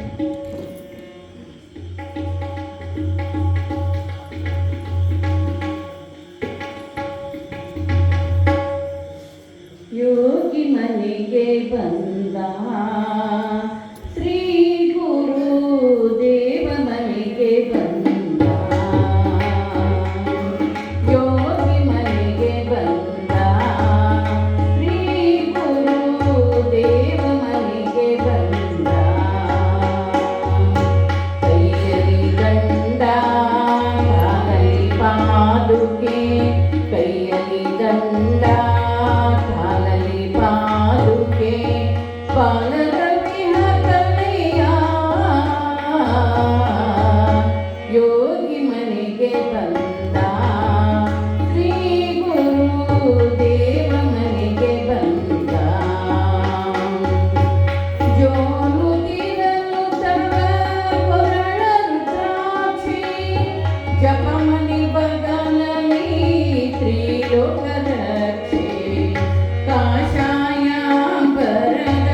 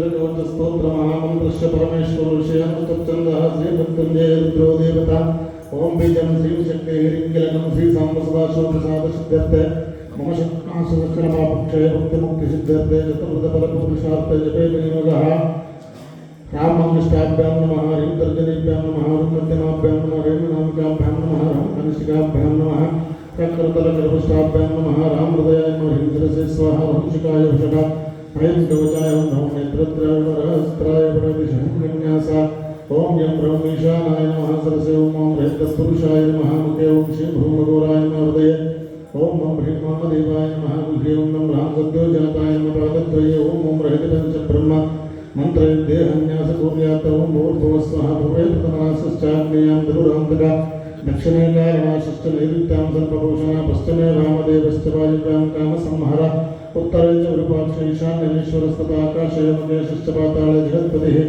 ದಿಗ್ಬಂಧನಂ ಕೂರ್ಯಾತ ಓಂ ಮೃತ್ಯುಂಜಯಂ ಜಟಾಜೂಟಚಂದ್ರಾತ್ಮ ಸಹಸ್ರಕೋಟಿ ಪ್ರಕಾಶಂ ಕಾಮದಹನಂ ಪಂಚಾನನಂ ನೀಲಕಂಠ ದಶಭುಜ ಪಾಶಾಂಕುರ ಪರಶು ತ್ರಿಶೂಲ ವಜ್ರಕಟಿಗಣಗಳು ಕಂಠ ಕಟ್ವಾಂಗ ಸಹಿತಮುಭಯ ಹಸ್ತಂ ನಾಗಾಭರಣಮನೇಕ ದೇವತೇಜೋಮಯಮೇಕಾದೃಶಲಕ್ಷಣಲಕ್ಷಿತಂ ಪರಶುಂ ಧ್ಯಾಯಂತ ಘೋರ ಮಹಾಮಂತ್ರ ಜಪಂ ಕೂರ್ಯಾತ್ತ ಓಂ ಪರಸ್ಪರಸ್ಪರ ಘೋರ ಘೋರ ತಮತನೂಪಜಟ ಭಜಟ ಭಜಟ ಘಾತ ಓಂ ಬಂಧ ಬಂಧ ಘಾತಯ ಘಾತಯ ಓಂ ಪಟ್ಟಿತ್ಯ ಘೋರ ಮಹಾಮಂತ್ರ ಜಪೇತ ಓಂ ಮೃತ್ಯುಂಜಯ ತ್ರಂಬಕದ ಪುರಾಂತಕಮಾಂ ರಕ್ಷ ರಕ್ಷ ಮಹಾಮೃತ್ಯುಭಯಂ ನಾಶಯ ನಾಶಯ ಹಸ್ತಪಾದ ಮೋಕ್ಷನೇತ್ರ ಶಿರೋವ್ಯಾಧಿ ಭಯಂ ವಿನಾಶಯ ವಿನಾಶಯ ಸರ್ವಾಂಗರೋಗ ಭಯಮುತ್ಸಂದಯೋತ್ಸಂದಯ ಸರ್ವಗ್ರಹ ಪೀಡಾಂ ನಿವಾರಯ ನಿವಾರಯ ಶೀತೋಷ್ಣಪಿತ್ತಸ್ತೆ ಸ್ವಜೀವಾ ಸಂತನೋಸ್ಕೃತೋಷ್ಟ್ರವ್ಯಾಧಿಂ ನಾಶಯ ನಾಶಯ ನಾನಾಶಸ್ತ್ರಪರಶುನಾಂಕುಶಪಾಶಕರ್ಗಭಯಂ ಚಿಂತೆ ಮಾರ್ಗಭಯಂ ದುರ್ಗಭಯಂ ಧನಭಯಂ ವಿಷಭಯಂ ಶಮಯ ಶಮಯ ಪರಿದುರ್ಗವ್ಯಾಘ್ರಸಿಂಹಾದಿನಾನಾಂ ಘೋರಂ ಮೃಗಭಯಂ ವಿನಾಶಯ ವಿನಾಶಯ ಸರ್ವಭೂತಪ್ರೇತ ಪಿಶಾಚ ಬ್ರಹ್ಮರಾಕ್ಷಸಾಂ ಸಂತ್ರಾಸಯ ಅನಂತವಾಸುಕತಕ್ಷಕಾರ್ಮೋಟಕ ಶಂಖಪಾಲ ಜಯ ಪದ್ಮಾದಿ ಸರ್ಪಭಯಂ ನಾಶಯ ನಾಶಯ ಶರಮಂತ್ರ ಪರಮಂತ್ರ ಪರಕುಟಲ ಪರವಿದ್ಯಾಚೇತನಂ ಮುದ್ರಾವಯ ವಿದ್ರಾವಯ ಮಮ ಶತ್ರುನ್ ಉಚ್ಚಾಟಯ ಉಚ್ಚಾಟಯ ನಮಾಭಯಂ ಗುರು ಗುರು ನರಕಮಯಾಂ ಮಾಮುದ್ಧರ ಮೃತ್ಯುಂಜಯ ನಮಚೇ ನಮಯ ಛಾದಯ ಛಾದಯ ಕಾಲಾಂತಕ ಮೃತ್ಯುಂಜಯ ಪರಶಿವ ನಮಸ್ತೆ ನಮಸ್ತೆ ನಮಃ ಫಲಶ್ರುತೆ ಮೃತ್ಯುಂಜಯ ಕವಚ ಸ್ತೋತ್ರಮೇ ತದ್ವರಾಮನೇಯಃ पुमान् पठ्यते सदा प्रदोषे चातुर्रात्रे वा प्रभाते शुभवासरे शयने ग्रहणे काले अमायां विषमे ततो जरापस्मारमुस्तादितापज्वरनिवारणं पित्तार्त्यलभते वित्तं पुत्रार्त्यपुत्रसम्पदं ज्ञानार्त्यलभते ज्ञानं मोक्षार्त्य मोक्षमाप्नुयात् इति मृत्युञ्जय वज्रकवचस्तोत्रसमाप्तं हरः ओं शान्ति शान्ति शान्तिः ಎನ್ನ ರಕ್ಷಿಸು ಬಂದ ಜನ್ಮ ಶ್ರೀ ಗುರುಪಾದ ಮುನ್ನೊಂದು ಜನ್ಮದೊಳು ಪಡೆದ ಪಾದ ಹರಿಣೇತ್ರ ಕಮಲಗುಣ ಧರಸಿ ಸ್ಮರಿಸಿದ ಪಾದ ಸರಸಜೋದ್ಭವನ ಬಿದ್ದ ಪಾದ ಸುರಮುನಿಗಳು ಬಿಡದೆ ಪೂಜಿಸಿದ ಪಾದ ಪರಮ ಪರತರ ಪಾದ ಬರಿದ ಪಾದ ಮಂದಾರಗಿರಿಯಲ್ಲಿ ಮಹೋತ್ತ ಮಾಡಿದ ಪಾದ ಅಂಬಿಕಾಸುರನದೆ ತುಳಿದ ಪಾದ ನಂದಿನೇರಿದ ಪಾದ ಇಂದು ಶೋಭಿತ ಪಾದ ಸಿಂಧು ಬಲ್ಲಾಳನಂದನೆಯ ಪಾದ ದುರುಳರಾಭನ ಶರವಧರಣಿ ಗೊತ್ತಿದ ಪಾದ ಎನ್ನ ಶಿರವನ್ನು ಕರಗೊಂಡ ಸೋರೆಗೊಂಡ ಪಾದ ಸಿರಿಯಾಳ ಮಗನ ಕೊರಳ ಕೊಯಿಸಿದ ಪಾದ ಕುಂಬಾರನ ಮುಂದೆ ಕುಡಿದ ಪಾದ ಬಸವಾದಿ ಪ್ರಮತರು ಹರ್ಷದಾಡಿದ ಪಾದ ಬಸುದಿಯೋಳಿ ಪಾದ ದಸರಯ್ಯ ದಾಸಯ್ಯ ಪಿಡಿದ ಮೋಹದ ಪಾದ ದಶ ದಿಕ್ಕಿಗೆ ಅಸಮಬಲ್ಲದ ಪಾದ ಎನ್ನಯ್ಯನಯ್ಯ ಸ್ಮರಣವಿರುವ ಪಾದ ಕಣ್ಣ ತಂದೆಗಳು ನಂಬಿದಂತಹ ಪಾದ ಚೆನ್ನೈಗೆ ಮುಕ್ತಿ ದೋರಿದ ಪಾದ ಇನ್ನುಳಿದ ಗಣಕ್ಕೆಲ್ಲ ಐಕ್ಯ ಪಾದ ನೀಲಲೋಚನೆಯ ಗಂಗಮ್ಮನ್ನೊಲಿಸಿದ ಪಾದ ಬಾಲಮ್ಮವ್ವೆಯ ಮಗನ ಪಾದ ಮೇಲಾದ ಶರಣರ ಮನಕ್ಕೆ ಮೆಚ್ಚುವ ಪಾದ ನಾಲ್ಕು ಪದಗಳು ಮೀರಿದಂತಹ ಪಾದ ಇಷ್ಟಲಿಂಗದ ಪಾದ ಶ್ರೇಷ್ಠ ಸದ್ಗುರು ಪಾದ ಮುಟ್ಟಿಯೊರಗುವ ಗಂಗಮರ ಪಾದ ಅಷ್ಟಾವರ್ಣದ ಪಾದ ಷಟಸ್ಥಲ ಶಿವಪಾದ ನಿಷ್ಠವಂತರ ಪಂಚಪುರುಷರ ಪಾದ ಪಣ್ಣೇರು ಗಂಧಾಕ್ಷತೆಯ ಪರಿಮಳದ ಪಾದ ಪರಿಪರಿಯ ಪುಷ್ಪ ಸಂಭ್ರಮದ ಪಾದ ಧೂಪ ಅರ್ಪಿತ ಪಾದ ದೀಪ ಬೆಳಗುವ ಪಾದ ಉಪಕರಣ ಸ್ತೋತ್ರಕ್ಕೆ ಒಪ್ಪಿತ್ತು ಪಾದ ನಾದ ಬಿಂದುಗಳಾತೀತ ಮಹತ್ವದ ಪಾದ ಬೇರೆ ಬೇರೆ ಚಕ್ರವಡಗದ ಪಾದ ಶೋಭಿಸುವ ಲಿಂಗಾಂಗ ತೃಪ್ತಿಯ ರುವಿನ ಪಾದ ಸದಮಳ ಜ್ಞಾನದೋಳ್ ಸುಳಿದ ಪಾದ ಕರುಣ ಪ್ರಸಾದವನು ರುಜುಗಂಬುವ ಪಾದ ಪರಿವಸ್ತ್ರಾಭರಣ ಪಾದ ನಿರುತದೆ ಬೆಳ್ಳವ ಸವಿಗೊಂಡ ಪಾದ ಧೂಪಾರ್ಪಿತ ಪಾದ ದೀಪ ಬೆಳಗುವ ಪಾದ ಉಪಕರಣ ಸ್ತೋತ್ರಕ್ಕೆ ಒಪ್ಪಿತ್ತು ಪಾದ ನಾದ ಬಿಂದು ಕಳಾತೀತ ಮಹತ್ವದ ಪಾದ ಭೇದ ಭೇದ ಚಕ್ರ ಒಡಗದ ಪಾದ ಶೋಭಿಸುವ ಲಿಂಗಾಂಗ ತೃಪ್ತಿಯ ರುವಿನ ಪಾದ ಸದಮಳ ಜ್ಞಾನದೋಳ ಸುಳಿದ ಪಾದ ಕರುಣ ಪ್ರಸಾದವನು ರುಚುಗೊಂಬುವ ಪಾದ ವಸ್ತ್ರಾಭರಣ ಪಾದ ನಿರುತದಿ ಬೆಳ್ಳ ಬಸರಿಗೊಂಡ ಪಾದ ಹರುಷಾಬ್ದಿಗಳನ್ನವನ ಮೊಳಗಿಸಿದ ಪಾದ ಎನ್ನ ರಕ್ಷಿಸು ಬಂದ ಚನ್ನ ಶ್ರೀ ಗುರುಪಾದ ಮುನ್ನೊಂದು ಜನ್ಮದೋಳ್ ಪಡೆದ ಪಾದ ಎನ್ನ ರಕ್ಷಿಸು ಬಂದ ಚನ್ನ ಶ್ರೀ ಗುರುಪಾದ ಮುನ್ನೊಂದು ಜನ್ಮದೋಳ್ ಪಡೆದ ಪಾದ ಮಮತೆಯಿಂದಲೇ ಮಲ್ಲಿನಾಥಗೆ ಮಂಗಲ ಪಾಡೋಣ ಸಮತೆಯ ದಾರಿಯ ತೋರುಕ ಸಲಹುವುದೇ ಬಗೆ ಧ್ವನಿಸೋಣ ಸಮತೆಯ ದಾರಿಯ ತೋರುಕ ಸಲಹುವುದೇ ಬಗೆ ಧ್ವನಿಸೋಣ ಭೀಮರಾಯ ತಾಯ ಮರಗ ಪ್ರತ್ಯನಿಸಿದ ಮಹಿಮಣಿಗೆ ಭೀಮರಾಯ ತಾಯ ಮರಗ ಪ್ರತ್ಯನಿಸಿದ ಮಹಿಮಣಿಗೆ ಮಮದಾಪುರದ ಕ್ಷೇತ್ರದಿ ಮೆರೆಯುವ ಕಾಮ ಸಂಹಾರಗಿ ಮಮತೆಯಿಂದಲೇ ಮಲ್ಲಿನ ಕವಿ ಮಂಗಲ ಪಾಡೋಣ ಸಮತೆಯ ದಾರಿಯ ತೋರುಕ ಸಲಹುವ ದೇವಗೆ ನಮಿಸೋಣ ಸಮತೆಯ ದಾರಿಯ ತೋರುಕ ಸಲಹುವ ದೇವಗೆ ನಮಿಸೋಣ ಮನದ ಬಯಕೆಯ ಮುರುಗಿದ ಮೌನ ತಾಳಿದ ಶಾಂತಗೆ ಮನದ ಬಯಕೆಯ ನುಡುಗಿದ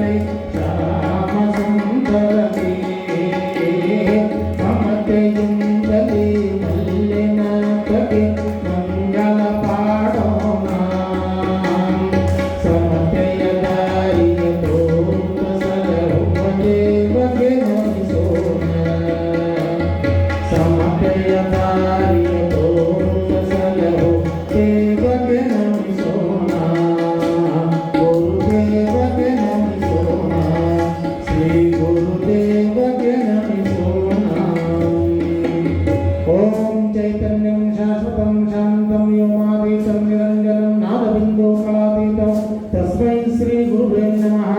जय मङ्गलं जय नमः पार्वतीपते शिव हर हर महादेव। जगज्योति बसवेश्वर महाराज की। श्री मल्लिकार्जुन शिवयोगीश्वर महाराज की। जगज्जननी राजराजेश्वरी